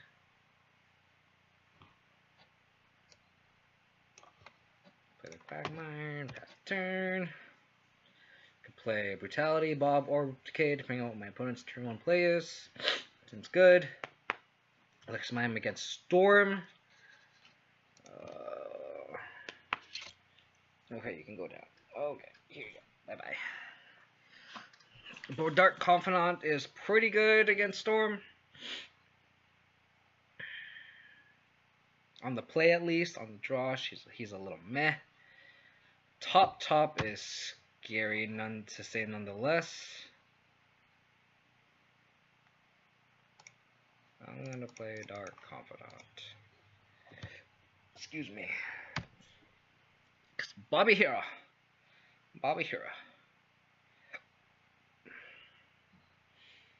18 viewers, guys. Thanks again for tuning in. Really appreciate it. It also could be Phoenix. That's a good point. Luckily, I got this Abrupt Decay.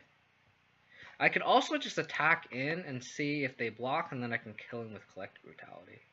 That's the other line here.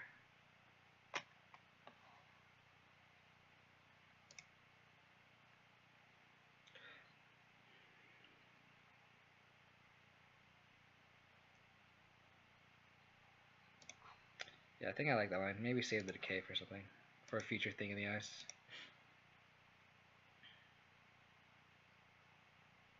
Got him! I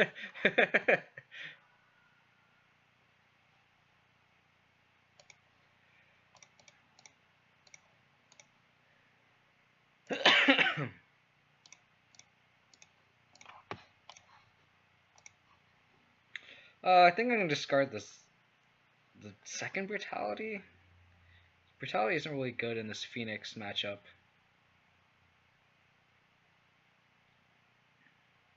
And Decay can at least kill something else. A second thing in the ice. Faithless Looting, Opt. 1 and 2.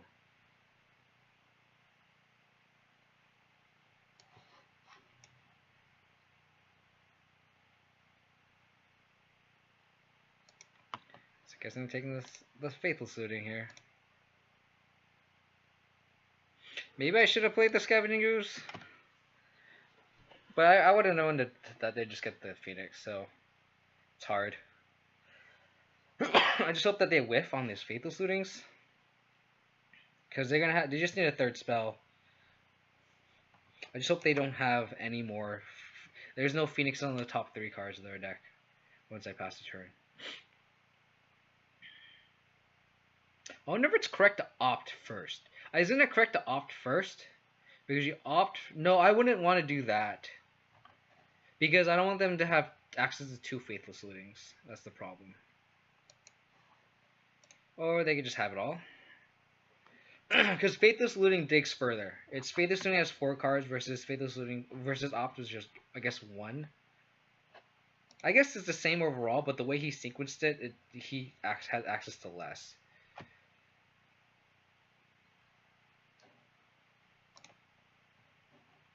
So he discarded what? Arclight, Phoenix, Steve Vance. Because I'm fine with 1 Phoenix. 1 Phoenix is fine.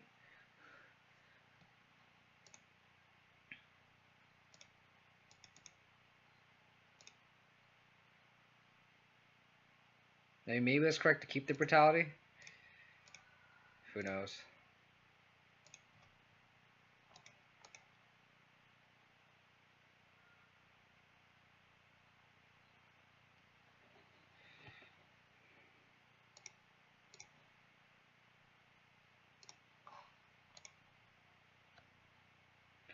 They don't discard spell. Lightning Bolt, Faithless Looting, Bedlam Reveler. Jesus Christ. That's a really good hand.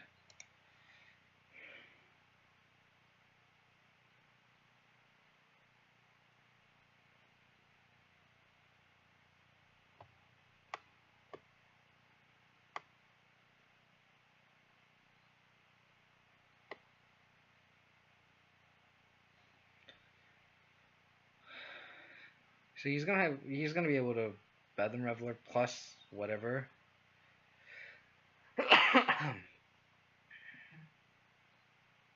Might be just correct just to not play my Scavenging Ooze here. I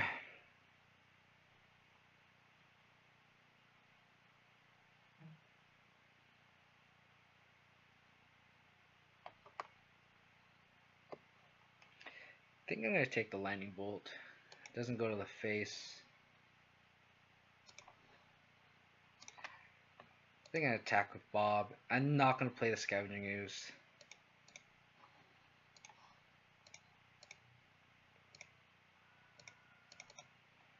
Because I think their line is Faithless Looting Bedlam Reveler if they don't draw another land.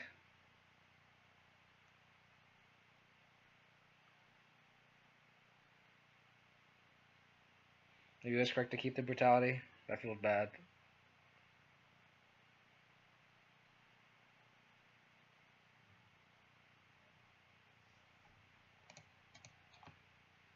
I mean, I think he's kind of letting the Bob live, maybe?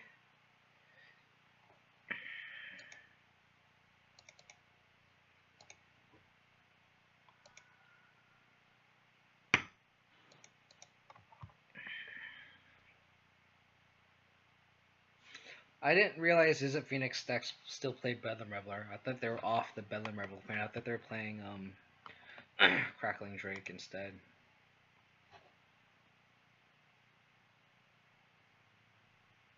He didn't play the Faithless Looting. Or the Lava Axe. Surprising. Huh. Okay. Savage as Mao. Thanks for the follow, buddy. Appreciate it.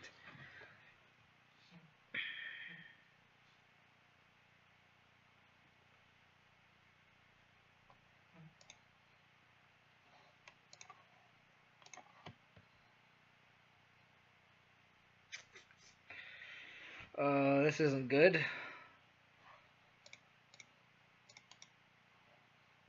6. I can exile all their Faithless Lootings. 1, 2, 3. Take 6, go to 5.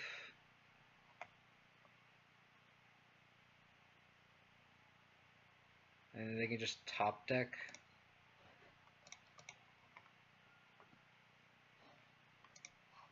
Yeah, not discarding the Abrupt Decay instead of the Collective Brutality is doing me in here. Oops. Oh, god damn it. I just got the wrong card. Oh well. I like my out. I'm pretty much like I don't think I can win this game, to be honest. I wanted to discard exile the other Faithless Looting. That was just a misclick. The other one is I could have exiled the Dark Confidant too, and it'll be a 4/4, but that's fine. I can see the argument for taking the ooze to 4. I can see that line as well. Yeah, I maybe you're correct.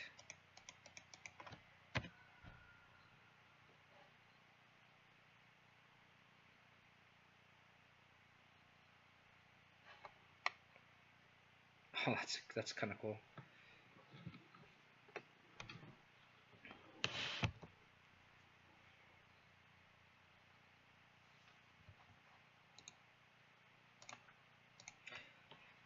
Wouldn't have mattered. The Phoenix probably would have came back. I don't know. That's hard. So just bring in these yard hate cards. Bring in the choke. I like the damnation here. The revelers get out of hand. Take out the last hope. Let's take out the brutalities. Take out the K's. Take out the Dark Confidants. I can see maybe checking out the thoughts. Yeah, choke is medium at best, but I'm trying to see if choke is good in this matchup, and it's kind of 50-50. I'm kind of the same boat. But when I boarded in against Izzy Phoenix at Oakland, it did win me the game there. Just cutting him off mana is really good, especially on the play. But they do have like Spiral Glyph Canal and like Base Amount and stuff, so they have outs to it for sure, and they are so lean on mana that's okay. It's kind of like boarding and choke against Grixis Shadow where it's like medium. But I don't like Duress because I feel like their main threats are like Bedlam Revelers and Thing in the Ices. I'd rather take those than their burn spells. I can see it though.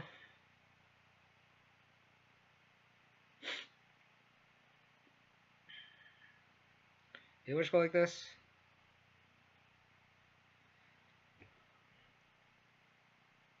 Or maybe I should keep the decays in for a Thing in the Ice.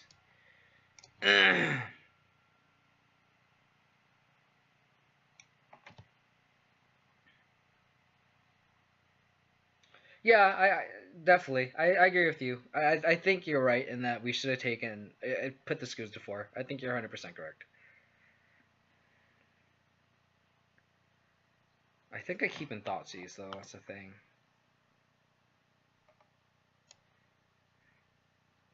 Board out two Inquisitions.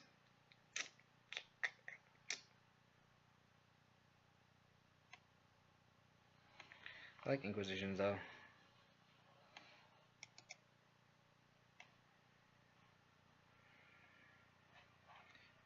I think we have enough outs to Thing in the Ice. I don't think we need the decays. I like the decays because of Blood Moon. Maybe we don't need the Finks. Doesn't attack through a Thing in the Ice. So we'll keep one decay in and go from there.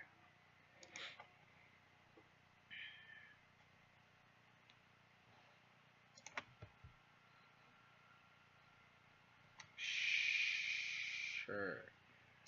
I have an answer to Thing in the Ice, Arclight Phoenix, and Bedlam Reveler.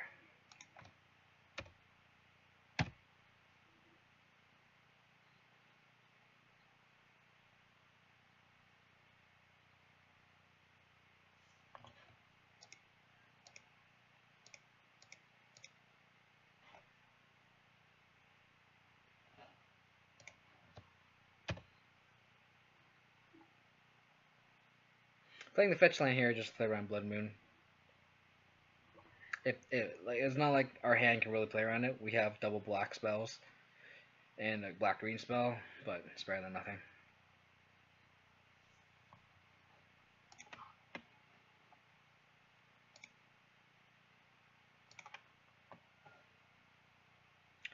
Maybe I'll get a forest.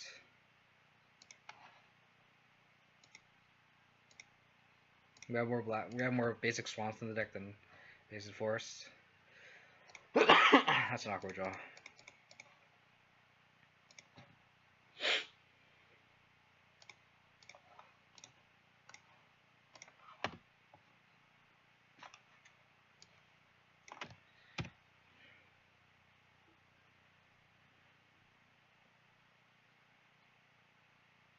And the next turn I can play Cletus.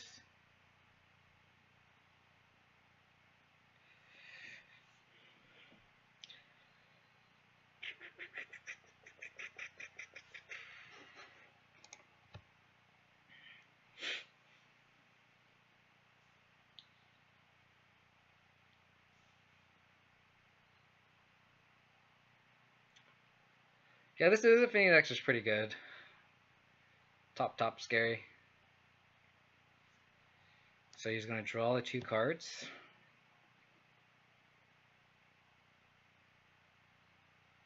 Interesting.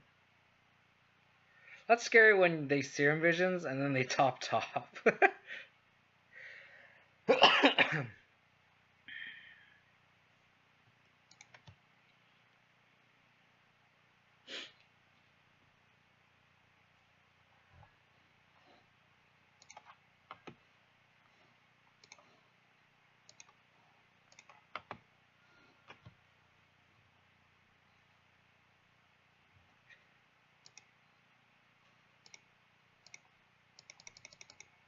So they have Braid, Bedlam Reveler, Manamorphose, Thing, Vapor Snag. They don't have any Blood Moon, so we can board out our decays. Charter Course, Crackling Drake is a scary card. They took out Maximize Velocities. We don't have to worry about a hasty threat.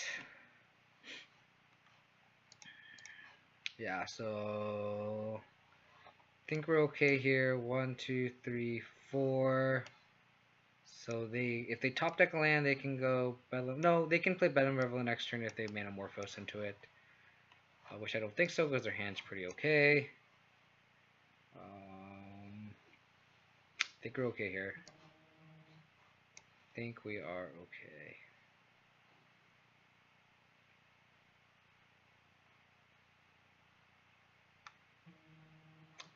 Yeah, I think we're okay here.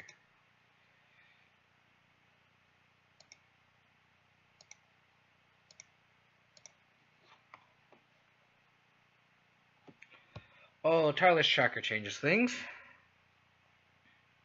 Because they have Vapor Snag, they can go a Braid. They have a Braid for my Tireless Tracker. Braid thing.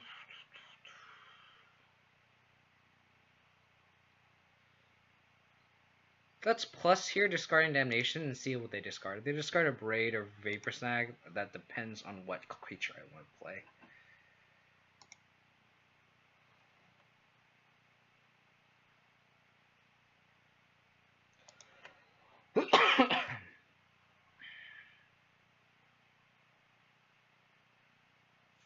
Vapor Snag.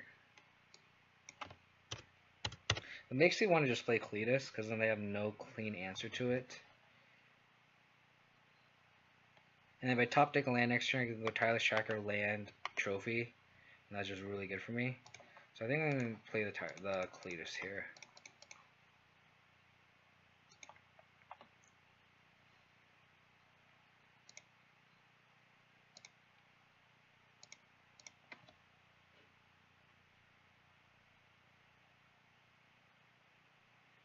Two Drake Reveler split.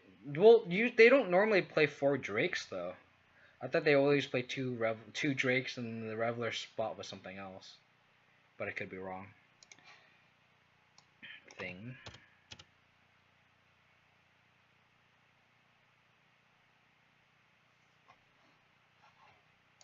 Okay.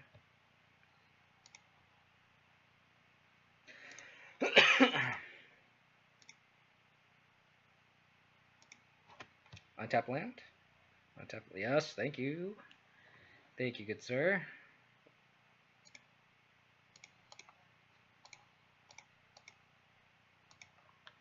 So we're just gonna kind of outvalue them here. It's funny because I don't think I want them to top deck another land, because then they can't go a Braid plus Bedlam Reveler. Oh, I guess I give them another trophy. What am I talking about? I'm being dumb.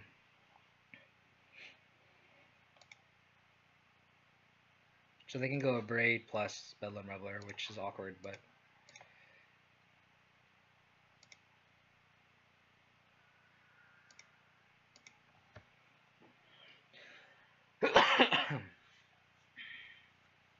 top deck the Tarn. Yep. Just gonna F6 here.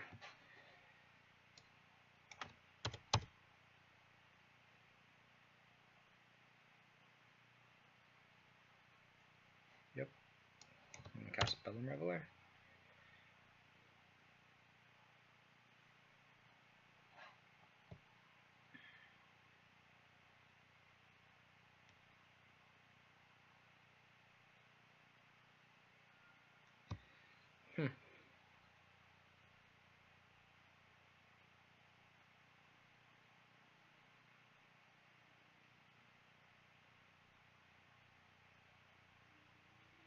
Wow, Lightning Axe targeting Cletus is good.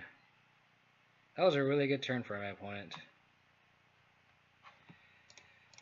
Oh man. That was a really good turn for my opponent.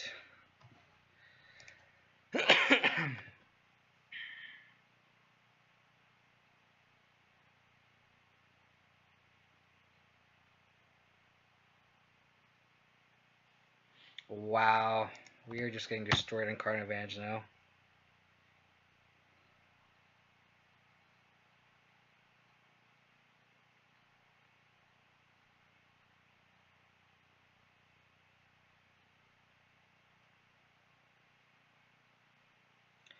We are getting destroyed. Maybe it's correct to not play the Tyler's Tracker, but I don't think so. No, because they got discarded with a Braid, right? So I can see that. And I just discard Damnation too, so I don't have good outs here. I need a Maelstrom Pulse.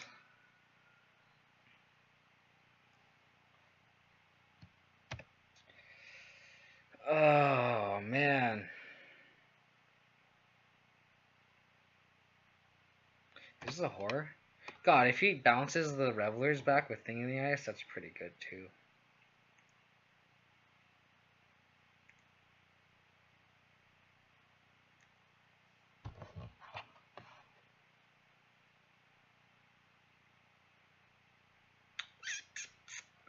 Not looking good, boys. Not looking good.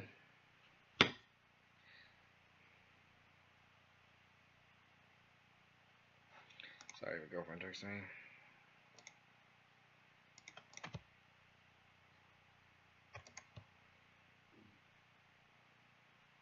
Bedlam Reveler just destroys us. Like, that's just like... that card just beats us. Oh, it is a horror. Which is good and bad. Oh, are they just going for lethal here?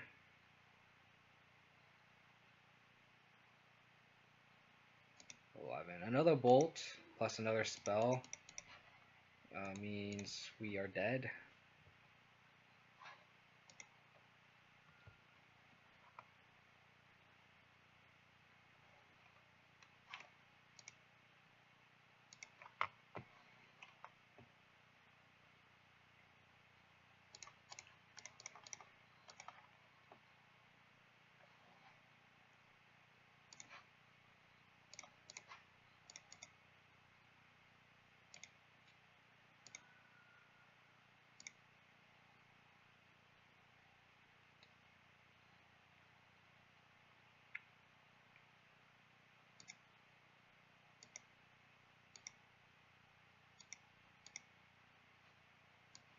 I don't know why I didn't do that main phase.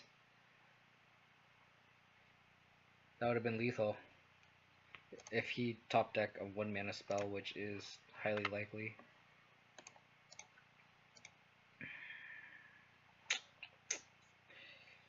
Maybe I should have not played the tireless tracker. Maybe that's just correct. And then I can hold up mana for to grow my Cletus to be a 5/6, get out of Lightning Axe range. That's very results oriented, but that would have gone out of there. I would have, because I know they have a braid, right? Like, why am I playing a tireless tracker into their braid when I know they want to play Bellum Reveler? So maybe it's correct to not play the tireless tracker. Hold up Lightning Axe. Hold up. Yeah, but then they have Lightning Axe anyway. But then they can't kill both tireless tracker and Cletus. Yeah, so maybe it's correct to just not play the tireless tracker there. Knowing their removal spell, unknowing they're gonna discard it. Because they can't not cast Bellum Reveler. That just seems wrong too.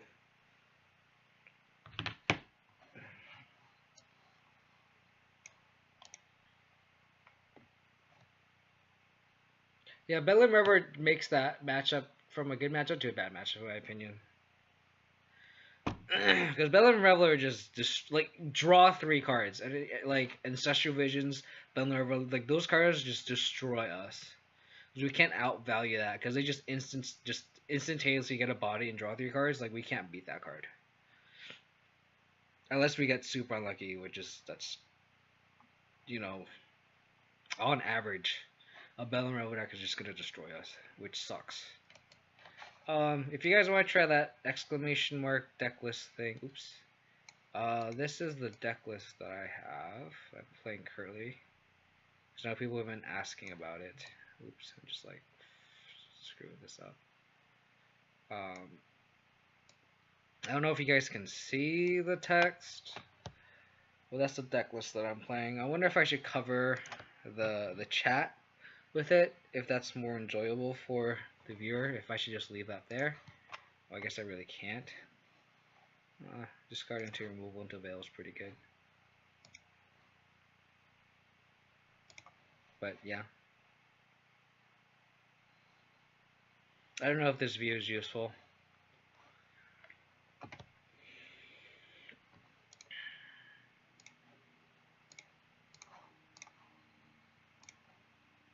Search for Azcanta Lightning Bolt. Jeskai Control.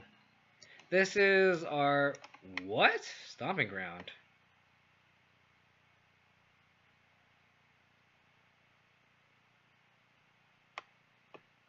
Is this like some sort of 4-color bullshit? Teamer mid-range? I think I'm gonna take the Bolt. I'm gonna decay the Search for Azcanta.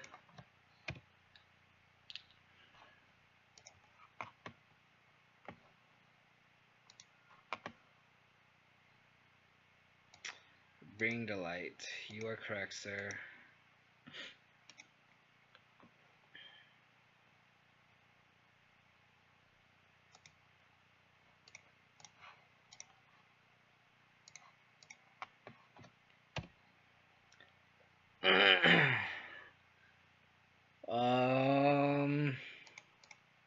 Don't think we can beat that Jace.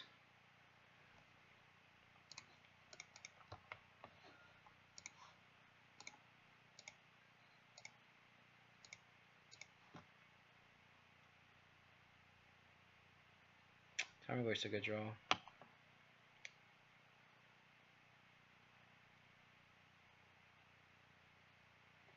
think we just play Goyf here and smash face.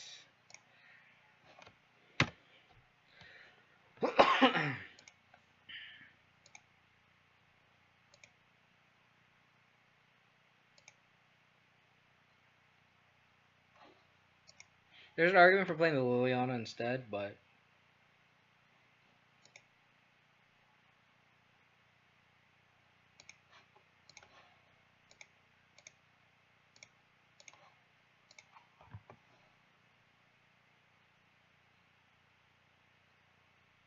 that was a good draw.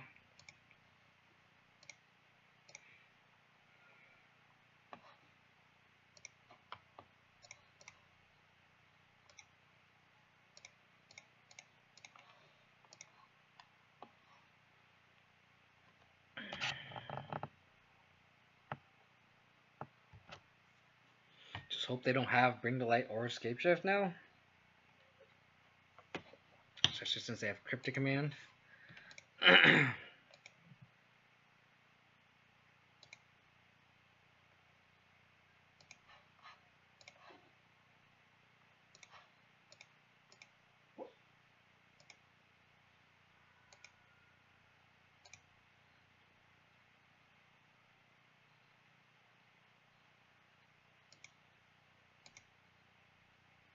Yeah, so like this is old school teamer, Escape Shift.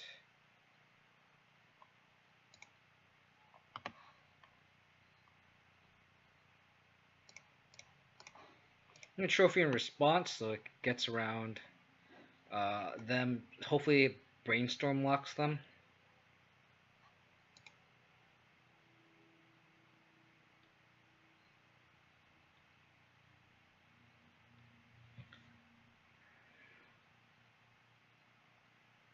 So they play the Cryptic. Oh, that's game. Man, this is awful. Just awful.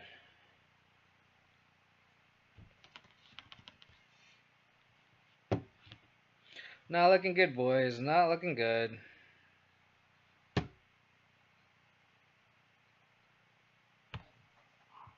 I am super dead. You got it, buddy. You got Valaka triggers. You don't need to do all that work.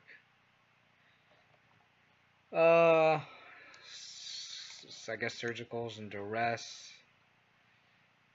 Choke seems pretty damn good here. Fulminator Mage and Nissa. Take out the fatal pushes. Take out the abrupt decays. Last hope seems okay. I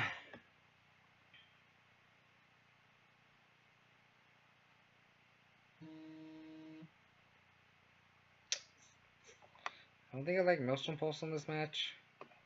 Because they're just straight, like they don't have Primeval tie-in. It does kill Search for Escanta, but like I'm pretty much naked to Search for Escanta in this game. But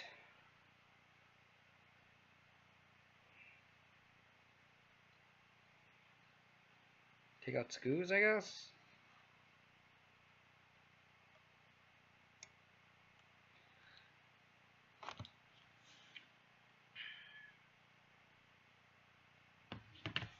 Yeah, I think I'll just go like this.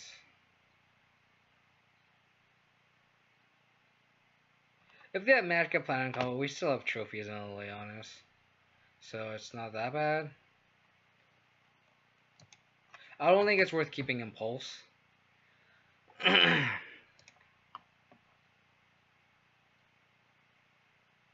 don't think we can keep this hand. This literally applies 0 pressure.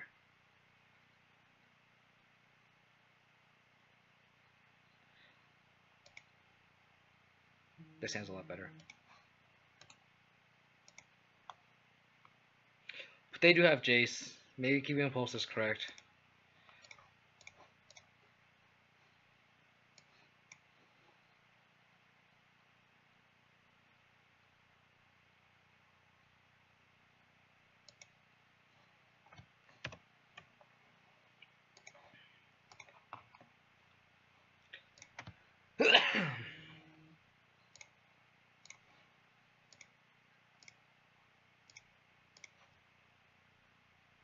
There's an argument if I should take this search, but I think I'd rather wait and just cast this Tarmogoyf and go to town.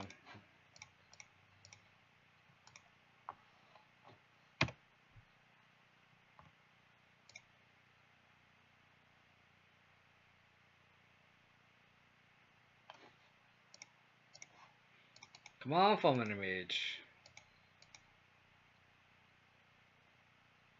Second Tarmogoyf is pretty good.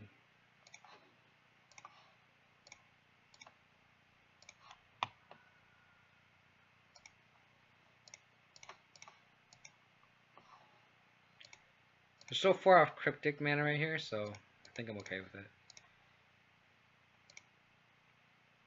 I guess they're not so far off, but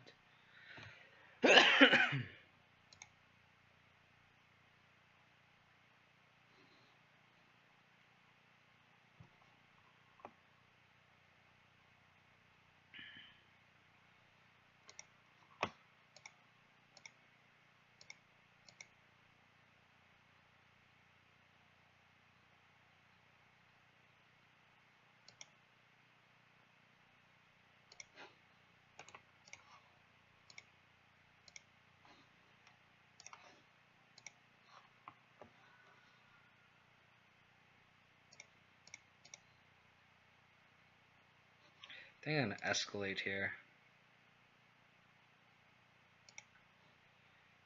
Duress and drain.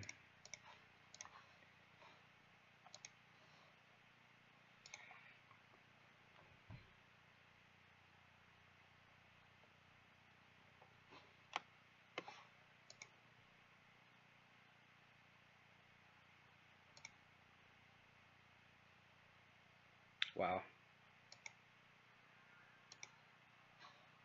So I just need to dodge one scape shift draw.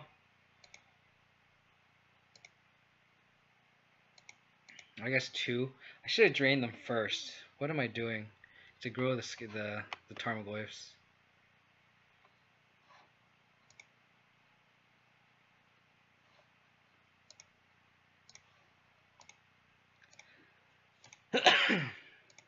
I'm gonna lose. Oh, I'm gonna lose this game because of that, huh? Or I guess I just do Veil -2. That works. I'm gonna get punished for that. Being sloppy.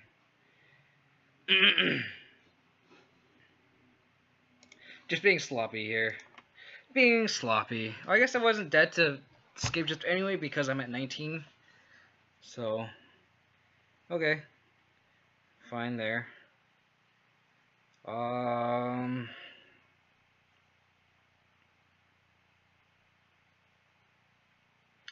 Do I want Pulse still?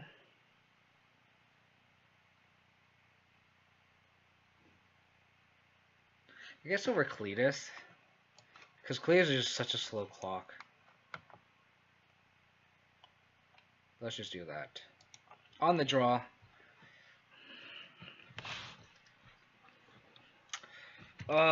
This hand is really bad. Again, applies no pressure.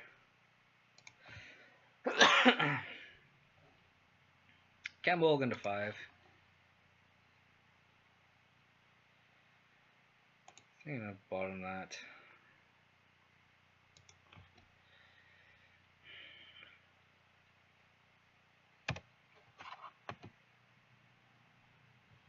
Another Veil. This hand is not. This hand is a losing hand versus the stack. We need discard here.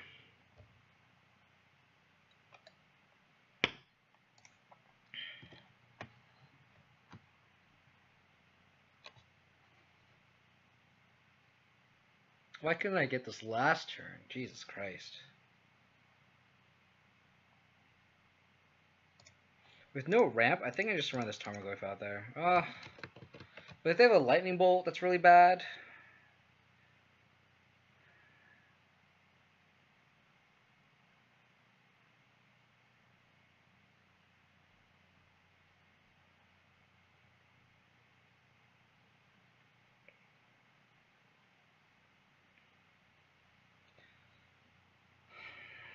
But like, I want to get Veil online as fast as possible next turn. I think I'm just gonna play Veil. Alright, play Tarmogoyf. I don't though, because you.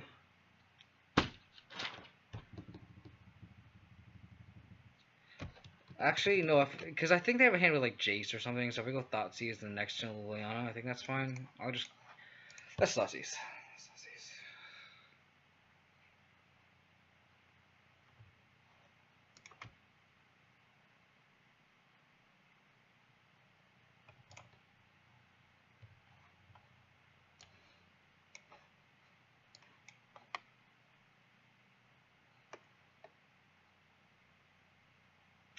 Well, good thing I Thoughtseized.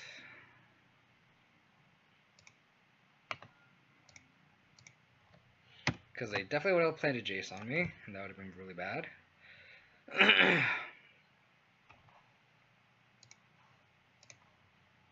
Okay.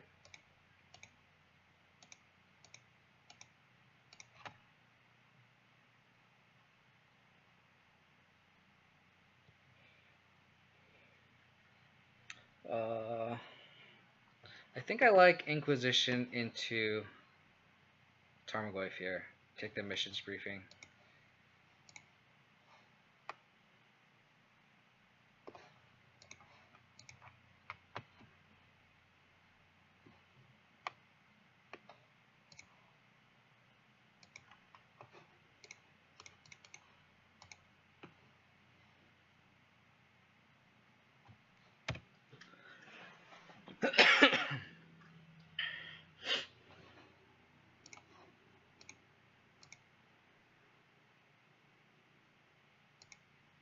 So they have Cryptic Command mana, which is bad.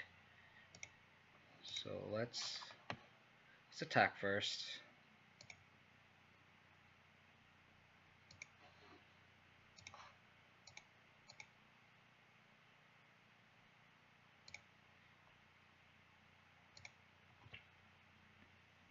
Let's hope they don't have Cryptic.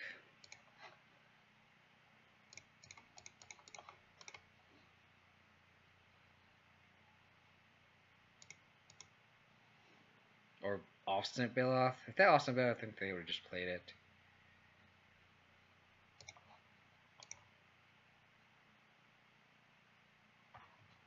Slash 1, 2, 3. Do they have Scape Shift in hand? Oh, that'd be the worst. Okay.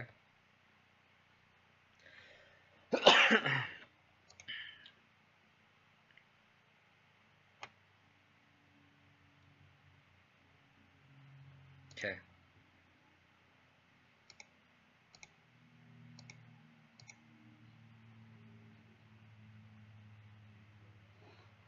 Okay.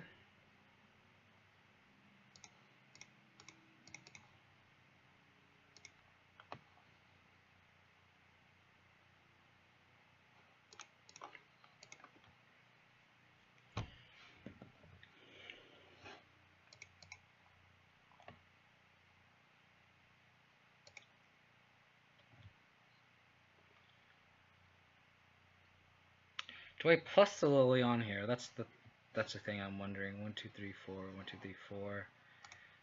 Attack.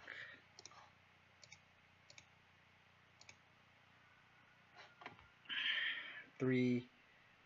So 5. I have to dodge 2 Skate Shift draws here.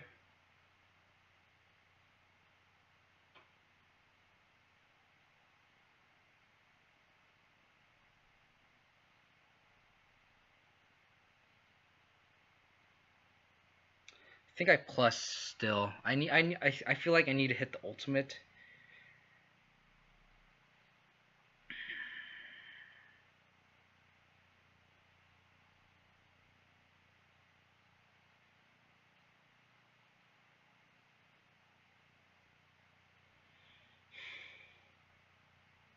Cause like the only thing I'm really saving the trophy for is like Jace. I don't really care. And yeah, I think I plus. I need to get the ultimate off Liliana for sure. I just need to dodge Scape Shift here.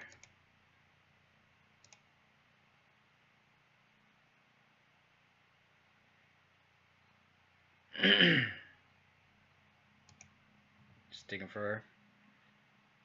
Wow.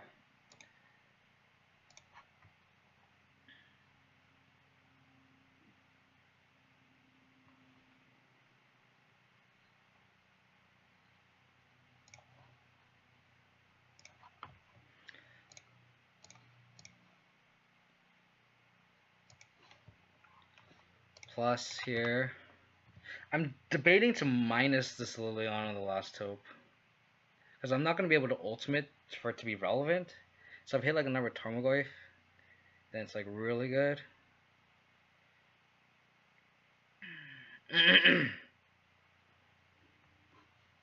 going to be greedy. I have Tarmogoyf, Scavenging Ooze, Dark Confidant.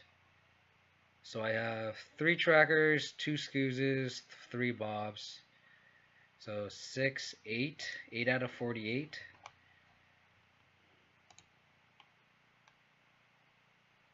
Just apply pressure. Okay. I just need to dodge 1 Scape Shift top deck.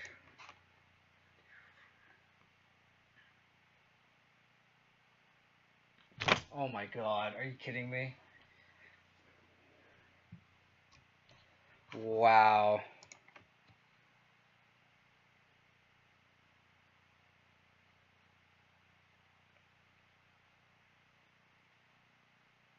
That sucks.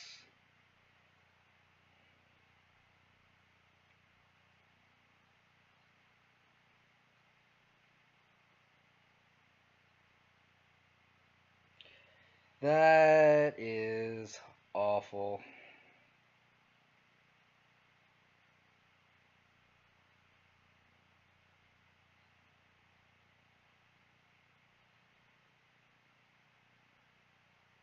Just need to fade one turn.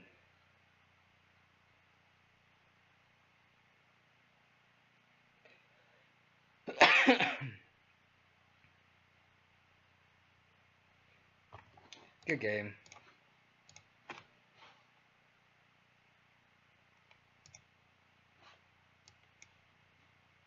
That sucks. 9, 6, 7.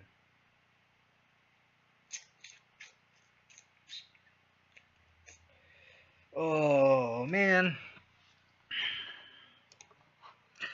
that sucks. Well, to recap, so I lost to Mono Blue Tron, beat Mono Red Phoenix, beat Green White Taxes, lost to Is Phoenix, and then just lost to Being the Lightscape Shift, which sucks.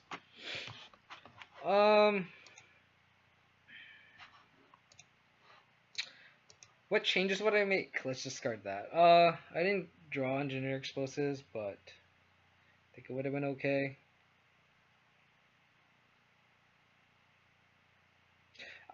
I don't know. I don't think I would make any changes, even though the league wasn't that great. I can maybe see a 4th Fulminator.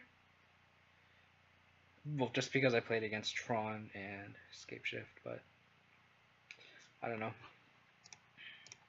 I don't know. That sucked. That was awful. I just needed to draw fade 1 draw step, and they had it, because I would have just ultimated them. They would have only had 6 lands, and yeah, right? I already lost. I already closed the window, didn't I? I think I counted. I think they would have taken the pile with the 6 lands, and then they would need a land and a top deck, and I had Tarmogoyf plus Fulminator Mage. So yeah, I think I would have killed them for sure. Oh well, that's Magic for you. I appreciate everyone for tuning in. 17 17 viewers. That's awesome. Really appreciate everyone for tuning in and hanging out with me. I think I'm able to stream this Wednesday again. So I'll be able to. Yeah, then I could fulminate. So I'd definitely be able to get ahead there. You are correct. I could have actually double fulminated. Did I have 6 lands? I don't remember. I think I had 5. Yeah, that was close. I mean, that's what you get for playing a 50-50 deck. You either go 2-3 or 3-2. Sometimes you run hunt and go 5-0, or you go 0-5. Oh, I appreciate everyone tuning in. I'm playing a stream Wednesday again, 2 days from now. So hope I can at least see some of you guys. It'll probably be around 5-ish p.m. Pacific time. But yeah, I appreciate everyone for tuning in, chatting, and contributing to the chat. It's always fun streaming and having you guys contribute to the stream. Other than that, I hope to see you guys 2 days from now, this Wednesday, around 5 p.m. PST, Pacific time. Hope you guys have a good Monday. Catch you guys. Hopefully you get better luck next stream. Take it easy.